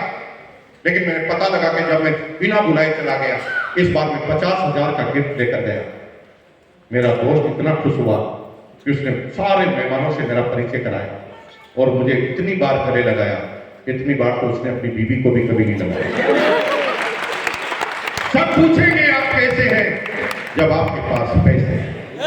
Hello, focus focus focus. और मैंने सिस्टम में काम करना चालू किया। आज मुझे 25वां साल चल रहा है, 24 साल कंप्लीट हो गए नॉन स्टॉप। कोई फर्क नहीं पड़ता कौन आया कौन गया, तुम टिके रह जाओ, क्योंकि नेता जो होता है ना, लीडर, वो टिका रहता है। टीम तो आती रहती है जाती रहती है, कि तुम्हें लीडर बनना है, कि टीम का एक अंग बनना है, यू हैव टू डिसाइड। अगर लीडर बनना है तो तुम टिके रहना, तुम अगर बोलते रहोगे तो तुम्हारे जैसे आदमी तुम्हें मिल जाएगा। मैं तो बार बार कहता हूं कि तुम पागल हो तो पागलों की हिंदुस्तान में कमी नहीं है, और अगर तुम समझदार हो तो समझदारों की हिंदुस्तान में कमी नहीं है। और एक शराबी किसी अनजान बारात में जाता है तो शाम तक अपने पार्टनर की व्यवस्था कर लेता है। जब शराबी कर सकता है और तुम नहीं कर पाओगे, ऐसा कैसे संभव है? तुम बोलते रहना बोलते रहना बोलते रहना, एक दिन तुम्हें तुम्हारे जैसा आदमी मिल जाए। बोलते 25 साल हो गए, लोग क्या कहते हैं, क्या है, सब कुछ है। हिंदुस्तान की कई जगह पर मकान है, 25 करोड़ का हमारा मकान है, कई होटल्स हमारे पास है, कई तरह के बिजनेस हमारे पास है, एम्पायर हमारे पास है, कई तरह के शेयर के जो टर्मिनल है मेरे पास है, कई प्रॉपर्टी के बिजनेस है, सब कुछ है। लेकिन आरसीएम जैसा कोई नहीं, क्योंकि आरसीएम नहीं तो कोई नहीं। अगर जीवन में सोच को अगर बड़ा किया है तो सिर्फ आरसीएम के अभियान ने किया है। अगर ये आरसीएम अभियान मेरे जीवन में नहीं आता तो ये मुकेश कोठारी 750 से नौकरी से 13,000 से 25,000 तक पहुंच जाता, इससे ज्यादा कुछ नहीं। अब मैं आपको बता रहा हूं करना क्या है, क्योंकि मेरे पास कितनी अमाउंट है उससे आपके जीवन पे कोई फर्क नहीं पड़ेगा। कुछ लोग ऐसा सोच लेते हैं कि यार अभी ज्यादा प्रॉब्लम है, सेमिनार खत्म होते ही 2 लाख तो मांग ही लेंगे। तो मैं आपको पहले इन्फॉर्म कर दूं कि 5 पैसे नहीं दिए नहीं करते, तो आप कोशिश भी मत करना मांगने, 5 पैसे भी नहीं दिए। हम देते हैं, हम समझा देते हैं कि कमाना कैसे। और मैं अब आपको बता रहा हूं करना क्या। 6 काम टोटल। पहले दिमाग में किसी एमबीए करने की जरूरत नहीं है, 6 बात में बताऊंगा, आप एमबीए हो जाएंगे अपने। और पूरे जितने भी एमबीए के कोर्स हैं उनके अंदर 2 साल तक ये 6 बातें समझाई जाती। पहला, जो दिखता है वो बिकता है, शो यूर प्रोडक्ट। जो दिखता है वो जो दिखता है हाँ अच्छा मैं धीरे बोलता हूँ तो आप तेज बोलते अरे बोलो जो दिखता है वो शो योर प्रोडक्ट। अब आप आर्शिप कर रहे हो, आप बोल ही नहीं रहे हो, कैसे बढ़ेगा? आप आर्शिप के प्रोडक्ट पे ही नहीं रहे हो, कैसे बढ़ेगा?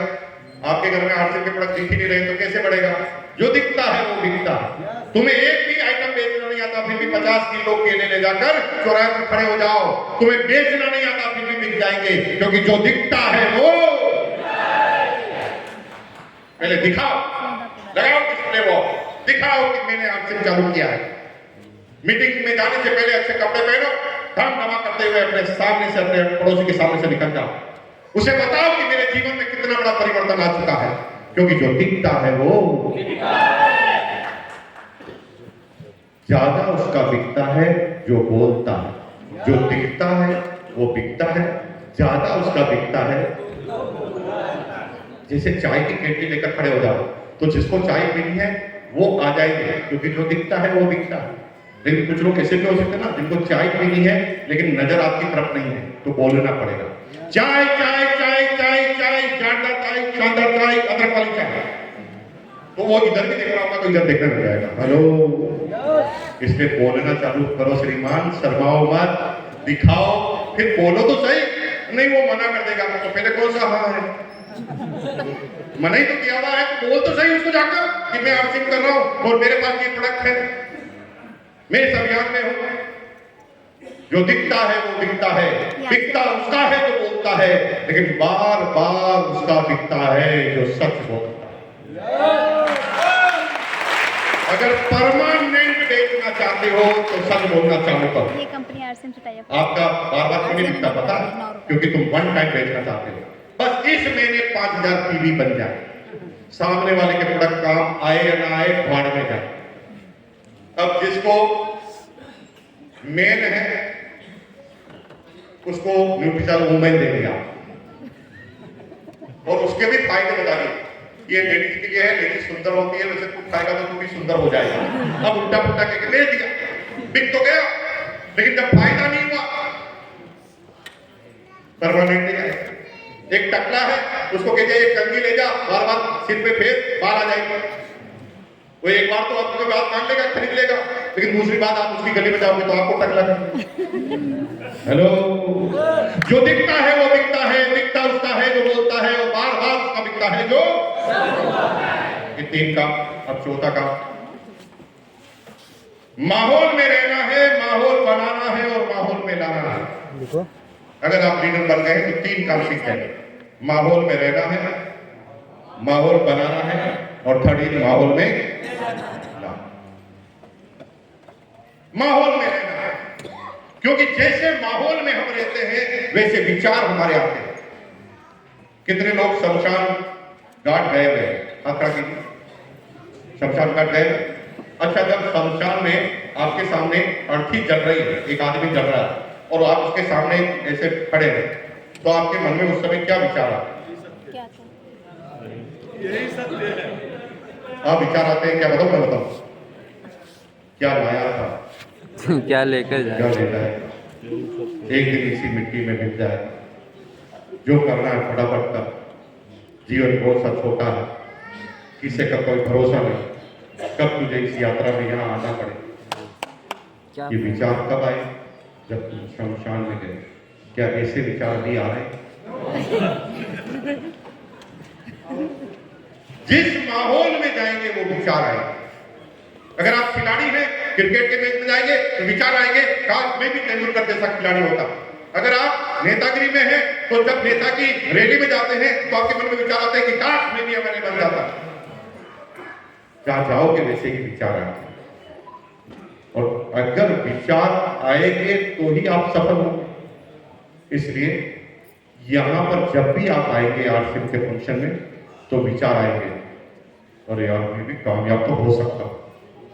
मेरे तो पिताजी कह रहे थे नालायक कामयाब नहीं हो सकता, लेकिन तेज छोटा तो कह रहा है कामयाब हो सकता, यानी चांस तो मेरे भी है कामयाब। ये रामलाल हो गया, श्यामलाल हो गया, मोहनलाल हो गया, ये दूध वाला हो गया, ये जूते वाला हो गया, ये टीचर हो गया, ये इंजीनियर हो गया।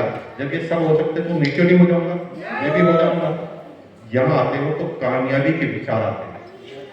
और जो ही पड़ोसी के पास जाते हैं, पड़ोसी तुम्हें समझाएगा ये हर कोई नहीं कर सकता, तेरे बाप से नहीं हुआ तो तेरे से क्या होगा।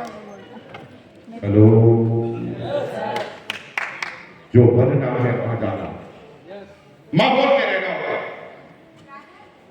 एक भी सेमिनार, मीटिंग, ट्रेनिंग छूटनी नहीं चाहिए। अगर एक भी छोड़ रहे हैं ना आप, तो आप किस वजह से छोड़ रहे हैं मुझे पता नहीं है, लेकिन आप किस गर्त में जाने वाले पता नहीं। क्योंकि मुकेश कोठारी आज भी जब एनिवर्सरी में जाता है तो नए टारगेट लेकर आता है। आदरणीय टीसी सर आज भी जब ट्रेनिंग में जाते हैं, अगर आज भी एनिवर्सरी में जाते हैं तो एक नया संकल्प लेकर वहां से आते हैं। जब वो आज भी चालू होते हैं तो तुम किस खेत की बोली हो जो तुम कहते हो मुझे सब पता है। सबसे ज्यादा नाकामयाब आदमी कौन होते हैं जो मैं आपको बता दूं? सबसे ज्यादा नाकामयाब वो होते हैं जो थोड़े से किसी भी क्षेत्र में सक्सेस होते हैं, या थोड़े से थोड़े आम आदमी से ज्यादा पढ़े लिखे होते हैं। और उनको जब पहली बार मीटिंग में लाते हैं तो वो खूब तालियां बजाते हैं, उन्हें बहुत अच्छा भी लगता है। लेकिन दोबारा जब उसे बुलाने जाते हैं ना आप, तो कहते हैं बार बार जाके क्या करूंगा, मैं तो गया हुआ हूं, मुझे पता है, और मैं कोई नेगेटिव थोड़ी हूं जो बार बार जाके पॉजिटिव हूं। वही सबसे पहले खत्म होता है। इस दिमाग में गलतफहमी मत डालना कि मुझे सब पता है। अरे हमें अभी तक पता नहीं, आपको क्या खाक पता। रोज नई चीज आ जाती है। हाँ, लेकिन कभी छुट्टी ले सकते हैं, मैं बता देता हूं। आप कभी कभी छुट्टी ले सकते हैं। कैसे ले सकते हैं? जैसे आपकी टीम के 20 आदमी बैठ रहे हैं, जैसे आपकी टीम के सेमिनार में 20 आदमी बैठ रहे हैं और आप कभी नहीं आए तो चलेगा, क्योंकि सिस्टम चालू है। लेकिन अगर टीम में कोई नहीं आ रहा है तब आपका आना जरूरी है, क्योंकि माहौल में रहोगे तो जिंदा रहोगे, मेरे कब खत्म कर दिए जाओगे तुम्हें पता नहीं। रात के अंधेरे में कौन सा वायरस रहेगा तुम्हें पता नहीं, और तुम अपने आप को खत्म कर चुके हो। माहौल में रहना होगा। नंबर 2, माहौल बनाना होगा। माहौल 4 चीजों से बनेगा: एप्रिशिएट, मोटिवेट, सेलिब्रेट, एजुकेट। ये 4 चीजें अगर आपके जीवन में ला दी तो माहौल बनना शुरू। एप्रिशिएट, पहला क्या? एप्रिशिएट। ऐसे कंधे पे हाथ रखे बोलना, मैं हूं ना। क्या बोलेंगे डॉक्टर? मैं हूं ना। क्या बोलना? मैं हूं ना। चिंता मत कर, इस बार नहीं हुआ तो क्या हुआ, मैं हूं ना। हम मिलकर करेंगे ना भाई। बहुत चलना किसके पास है, मैं समझाता हूं तुझे। दुनिया की कोई ताकत मेरे रहते हुए तुझे नाकामयाब नहीं करती, मैं हूं ना। एप्रिशिएट, मोटिवेट, मोटिवेट करके देन एप्रिशिएट। शाबाश शाबाश, क्या गजब की पर्सनालिटी है, तू तो छा जाएगा। और पहली बार में तुझे प्रोडक्ट के बारे में इतना पता भाई, हमें तो बहुत समय बाद लगा। शाबाश, 100% तेरा कामयाब होना फाइनल। मेरी टीम का सबसे बेस्ट लीडर है ये। Appreciate, celebrate. टीम में जो छोटी छोटी खुशियां होती है उसे सेलिब्रेट करना सीख जाइए। एक घर में एक शादी होती है तो पूरे परिवार का माहौल बदल जाता है। जब हम किसी एक चीज को सेलिब्रेट करते हैं तो पूरा परिवार का माहौल बदल जाता है। अब हमारी टीम में कोई वाइटल पे गया है, कोई लीडरशिप पे गया है, अरे कोई 5000 के टीवी पे गया है, क्यों ना उसे सेलिब्रेट किया जाए। 10-15 लोग अपने जो बैठे आपकी टीम के, उनको बुलाइए, एक माला पहनाइए और एक रसगुल्ला आप सबका खिलाइए, और सब लोग घर से बोलिए, ये है ना मेरा भाई, ये है ना मेरा भाई, ये मेरा भाई है, ये करता है और ये अब और ज्यादा करने वाला है, क्योंकि ये मेरा भाई जब सोच लेता है तो कर ही लेता है। हेलो, एजुकेट, क्योंकि पैसे से कुछ भी नहीं होने वाला, क्योंकि पैसा आदमी को बर्बाद भी कर देता है। पैसा एक ऐसी बीमारी है, उसका इस्तेमाल अगर आने के बाद सही नहीं हुआ तो खानदान मिटते हुए टाइम नहीं लगता। कोई शराबी बन जाता है, कोई पैसे आने के बाद आवारा बन जाता है, कोई पैसों का दुरुपयोग करके परमाणु बम खरीद लेता है। पैसा खत्म कर देता है इंसान। तो पैसा आए और सही शिष्टाचार के साथ हम जीवन जिए तो रोज सुबह 6:30 बजे गुरुकुल के सेशन में आपको अपने परिवार के साथ बैठना है और अपनी टीम में संस्कार डालने हैं पैसों के साथ, क्योंकि अगर पैसा खूब हो गया और संस्कार नहीं है तो खत्म। क्या कभी आपने सुना है इस कंपनी के संस्थापक आदरणीय टीसी साहब, जिनका 3000 करोड़ का सालाना टर्नओवर है, और 3000 करोड़ के सालाना टर्नओवर वाले टीसी साहब आज एक व्यक्ति के साथ, आरसीएम के एक एसोसिएट बायर के साथ पर्सनली बात करते रूबरू। अगर पूरे संसार में एक भी आदमी आपको ऐसा मिलता है तो मेरे पास नहीं, जिसके पास 3000 करोड़ की कंपनी का साम्राज्य, 10,000 करोड़ की वर्थ हो, वो ऐसा करे, ऐसा संभव है। हम खुश नसीब हैं कि हमें इस तरह के गार्जियन मिले आदरणीय टीसी सर, जिसकी वजह से हम यहाँ हैं।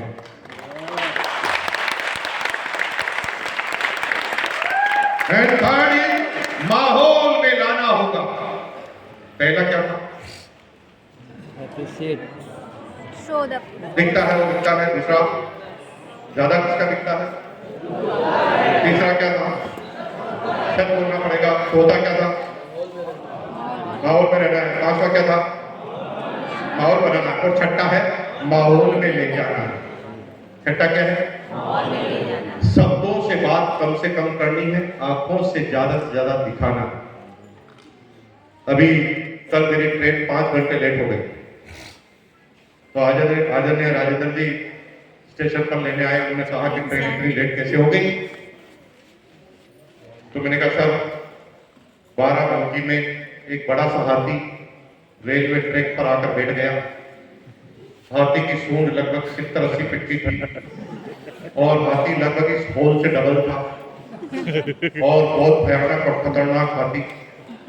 उस हाथी के लंबे लंबे सींग थे। मेरी बात पे यकीन हो रहा है क्या? मैं एक्टिंग करके भी बोलूं तो मान लोगे क्या? आप देखिए उल्लू मत समझ, होगा तो लीडर तेरे घर पर रहे। ये फालतू की बातें मत कर हमारे यहाँ से।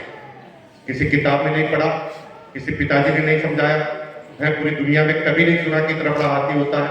पागल समझता है, उल्लू बना रहा है, इतना बड़ा हाथी होता है। मुझे पता है कि आपकी यही आशाएं थी और आप मेरे से ऐसे ही शंका करें, इसलिए मैं राजेंद्र जी से बोलकर मैंने एक बस का इंतजाम किया। बाराबंकी 30 किलोमीटर है यहाँ से। अभी हाथी वहीं बैठा है, साइड में रखा हुआ है। तो अभी हम सबको बस में बिठाएंगे। जिन जिनको भी मेरे ऊपर शंका है, बस में बिठाएंगे, हाथी के सामने ले जाएंगे। हाथी को आप अपनी आंखों से देखेंगे। हाथी को अपनी आंखों से देखने के बाद आप क्या बोलेंगे? होता है। क्या बोलेंगे? होता है। पहले क्या बोल रहे? नहीं होता है। अब देखने के बाद क्या बोल? होता है। तेज बोलो ना। होता है। पहले क्या बोल रहे थे? नहीं होता है। और देखने के बाद क्या बोल रहे हो? होता है। होता।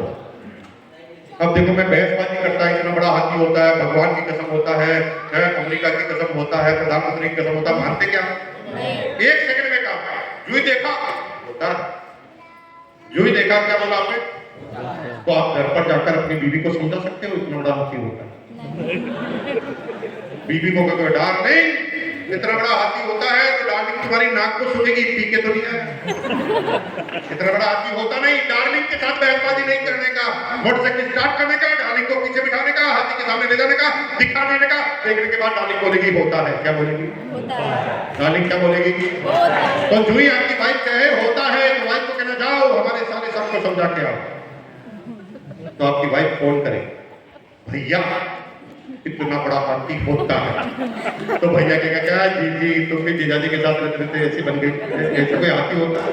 तो भैया से बहसबाजी नहीं करने का, बाइक स्टार्ट करने का, भैया को पीछे बिठाने का, हाथी के सामने ले जाने का, दिखा। क्योंकि देखने से 1 सेकंड में बदला जा सकता है और समझाने से 10 घंटे तक भी समझाओ तो उसका कोई असर नहीं आता। अभी थोड़े समय पहले हिंदुस्तान में फटी जींस की फैशन चालू हुई। कौन सी जींस? फटी जींस। मुझे तो हंसी आती रही। मैंने कहा फटी जींस? हमारे जमाने में इतने पैसे नहीं होते थे, स्कूल जाते थे, एक ही यूनिफॉर्म होती थी, फट जाती थी पीछे, तो माँ क्या करती थी? अलग कलर का कपड़ा लेती थी, वहां पर सिल देती थी खिड़की को। इतना शर्म आती थी भाई साहब।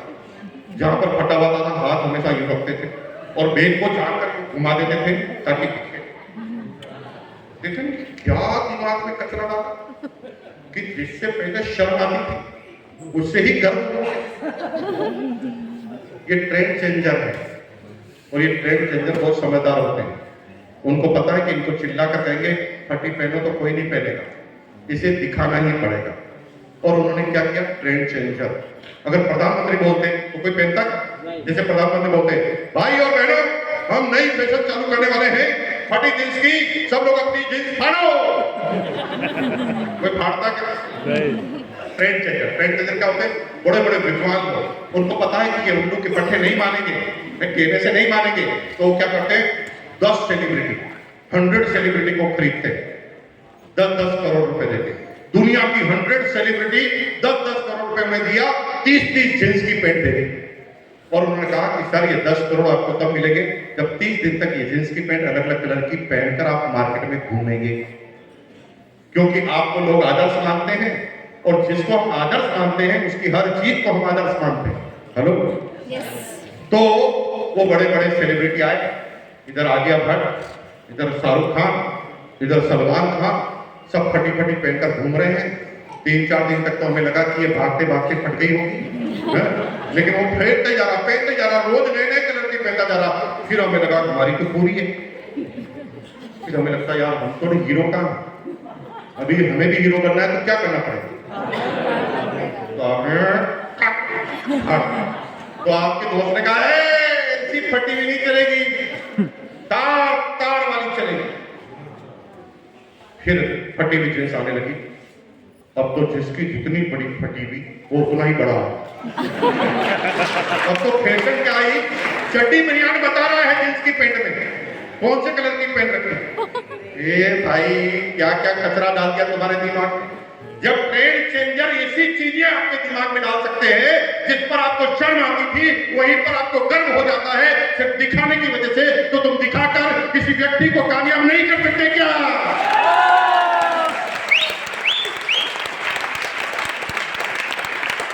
दिखाना पड़ेगा। ये सेमिनार क्यों करते हैं? दिखाने। क्योंकि आप जिस पड़ोसी को लेकर आए हो ना, 1000 साल में भी नहीं समझा पाएंगे कि आज में तुझे क्या मिलेगा। एक सेमिनार में लाकर बिठाओ, वो खुद ही कहता हाथी तो होता है, और वो घर पे बताओ नहीं मानता। तो ये छोटा हाथी घर में नहीं आता जिसको यहाँ ला सकते हैं। इससे बड़ा हाथी भीलवाड़ा में एकेडमी फंक्शन में पाया जाता है, जो आपकी टीम के लीडर 5-6 महीने में एक बार कराते हैं। लेकिन सदी का सबसे बड़ा हाथी एनिवर्सरी में होता है। अभी एनिवर्सरी में एक बहुत बड़ा हाथी दिखा था। कितने लोग एनिवर्सरी में जाके भैया खड़े हो जाओ, बड़ी आसानी से घुस गए थे अंदर। कितना टाइम लगा? नहीं, स्टेडियम के अंदर सब बैठ गए। 1.5-2 घंटे लगे। 500 रुपए का टिकट दिया कि फ्री में? 500 रुपए दिया। अगर भाई साहब आपको नहीं पूछना होता तो मेरे को आप कहते थे, मैं 1500 रुपए में खरीद लेता टिकट आपका, क्योंकि उस समय प्लेन की रेट हो गई थी 1500 रुपए पर टिकट। और एक आदमी को अंदर घुसने के लिए मिनिमम लाइन थी 4 किलोमीटर की, टाइम लग रहा था 2 से 2.25 घंटे।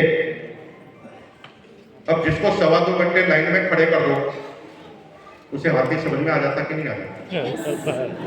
उसे आसन समझाने की जरूरत है? वो कहता साला मैं तो दादागिरी कर रहा है, यहाँ तो अंदर ही नहीं घुसने दे रहे। 1500 रुपए में भी 1.5 घंटा खड़े रह रहे हैं।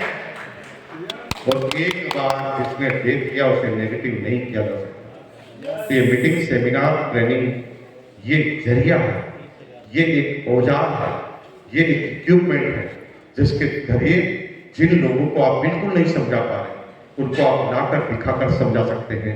माहौल में रहना है, माहौल बनाना है, और माहौल में ये तो हो गई आपसे मैं करना क्या। अब मैं 3 लाइन में बताता हूँ क्यों करना।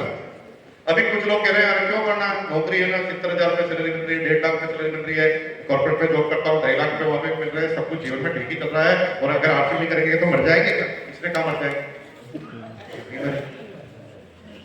मरोगे, मार दिए जाओ, चुन तुम्हें पता ही क्या होगा। क्योंकि मेरी अगली बात समझ लेना, ये बात आपके लिए नहीं है जिनकी 40 साल की एज हो गई है, क्योंकि 40 साल के लोग तो गाना गा सकते हैं, अपनी तो जैसे जैसे कट जाएगी। आपका नहीं, बच्चों का क्या होगा जन्म, क्योंकि अभी शुरुआत है भाई साहब। अभी पिछले 20 साल से जो भी शासन में आता है वो एक ही मुद्दा लेकर आता है, बेरोजगारी। बीजेपी आती है तो कहती कांग्रेस ने बेरोजगारी की है, कांग्रेस आती है तो समाजवादी पार्टी ने बेरोजगारी की, समाजवादी ने आती है तो बीएसपी ने बेरोजगारी की है। ये बेरोजगारी कोई कर ही नहीं रहा, ये तो नेताओं के हथियार है जिसके तहत इस्तेमाल करके वापस सत्ता में आया जा सके। कोई भी कुछ बेरोजगारी नहीं कर रहा मेरे भाई।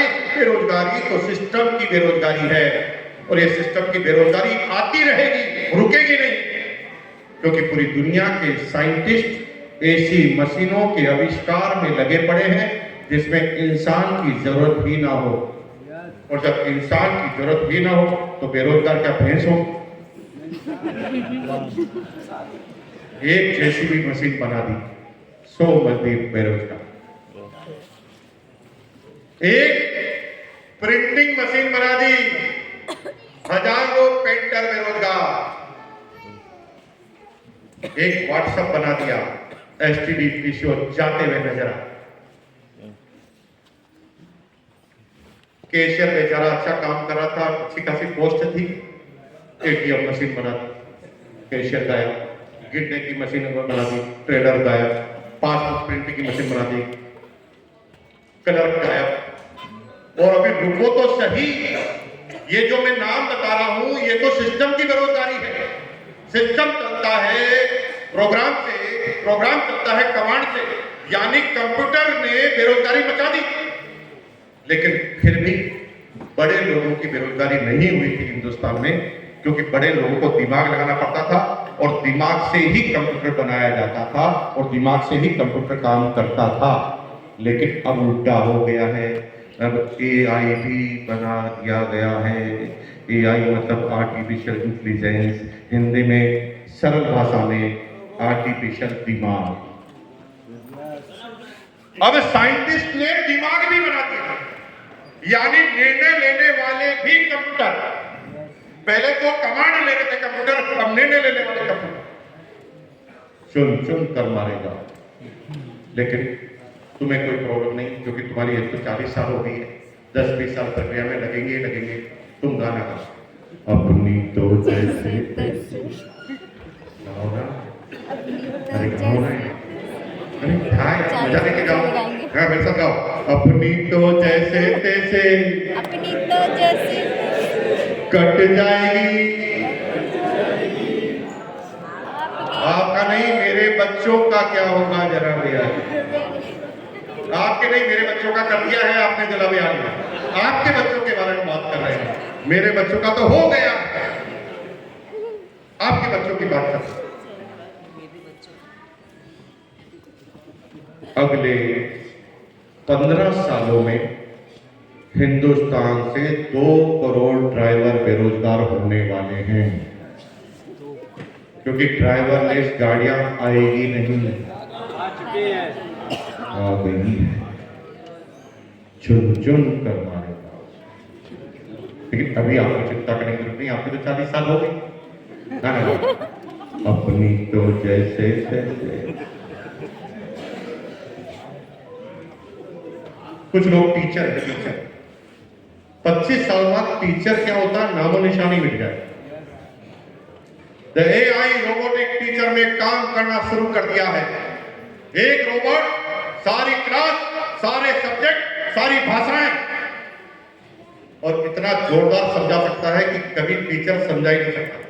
जैसे गणित का सब्जेक्ट चल रहा है, 2 + 2 तो आंसर है 4, लेकिन आपको 4 में इंटरेस्ट नहीं है, आपको प्लस में इंटरेस्ट है।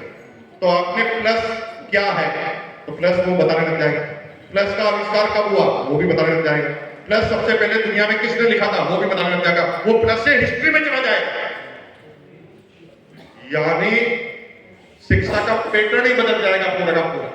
ये टीचर गायब होते हुए 25 साल में आपको नजर आएंगे, लेकिन तुम्हें चिंता करने की जरूरत नहीं। तुम्हारी एज 40 साल हो गई है, 25 बाद तुम मर जाओगे। गाना गाओ।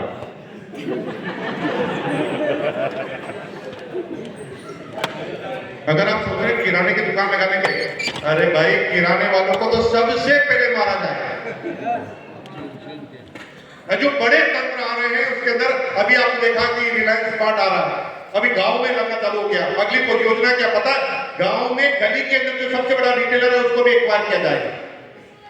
बस एक जनरेशन का अंतर है, क्योंकि अभी जो जनरेशन आ रही है ना, ये मिक्स जनरेशन है। हमारे जैसे आदमी भी है, यंग भी है। यंग वाले तो सब लोग जानते हैं, लेकिन हमारे जैसे आदमी भी बदलने के लिए तैयार नहीं है। लेकिन हमारे मरने का वेट हो रहा है बस, क्योंकि इसके बाद सारी जनरेशन ऐसी है कि जिसको हर चीज पता है। गांव का भी बच्चा है तो सारे काम कंप्यूटर से करता है, ऑनलाइन करता है, क्योंकि नई जनरेशन को सब पता। अब योजना 20 साल बाद 10% लेस, मार्केट से 10% लेस, 10 मिनट में डिलीवरी, 11वां मिनट लगा तो माल फ्री, चुन चुन कर मारे जाओगे। लेकिन अभी 20 साल लगेंगे। गाना गाओ। अपनी तो जैसे तैसे, आपका नहीं, मेरे बच्चों का क्या है? आपका नहीं, आपका क्या है? मेरे बच्चों का। मेमोरी में रहते पता चला। कुछ लोग कह रहे हैं किसान है, किसान अगले भर का तो ही जाएगा। अन्नदाता, कितना बचा? किसान ही गायब होने वाले हैं, क्योंकि इजराइल ने एक ऐसी टेक्नोलॉजी बना दी है जिसमें 200 एकड़ जमीन में एक भी आदमी काम नहीं करता। RCM वाले चल सकते हैं। 200 एकड़ जमीन में 20 रोबोट काम करते हैं। रोबोट इतने साइंटिफिक है कि रोबोट को सारे फॉर्मूले पता है कि गेहूं उगाना तो कब उगाना, चावल उगाना कब उगाना, कौन से टेम्परेचर में उगाना, कितने समय में पानी देना, सारी चीजें पता है। कितना मॉइस्चर लेवल चाहिए, सारी चीज पता है उसे। सैटेलाइट से जुड़े होने के बाद ये पता भी है कि 10 मिनट बाद बारिश आने वाली है। उसे ये भी पता है कि आज का टेम्परेचर कितना रहने वाला है। वो फसल उगाता है, फसल के पास जाता है, कैमरा लगा हुआ है, फोटो क्लिक करता है, फोटो क्लिक करके जूम करता है, जूम करने के बाद जो फूल के ऊपर कीड़ा बैठा है उसका फोटो निकाल लेता है, फोटो के बाद कीड़े का नाम पता लगा लेता है, फिर कीड़ा किस बीमारी से होता है, बीमारी का नाम पता लगा लेता है, फिर उसका क्या दवाई है वो पता लगा लेता है, दवाई उसके पेट में भरी हुई है, वो अपनी पिचकारी निकालता है,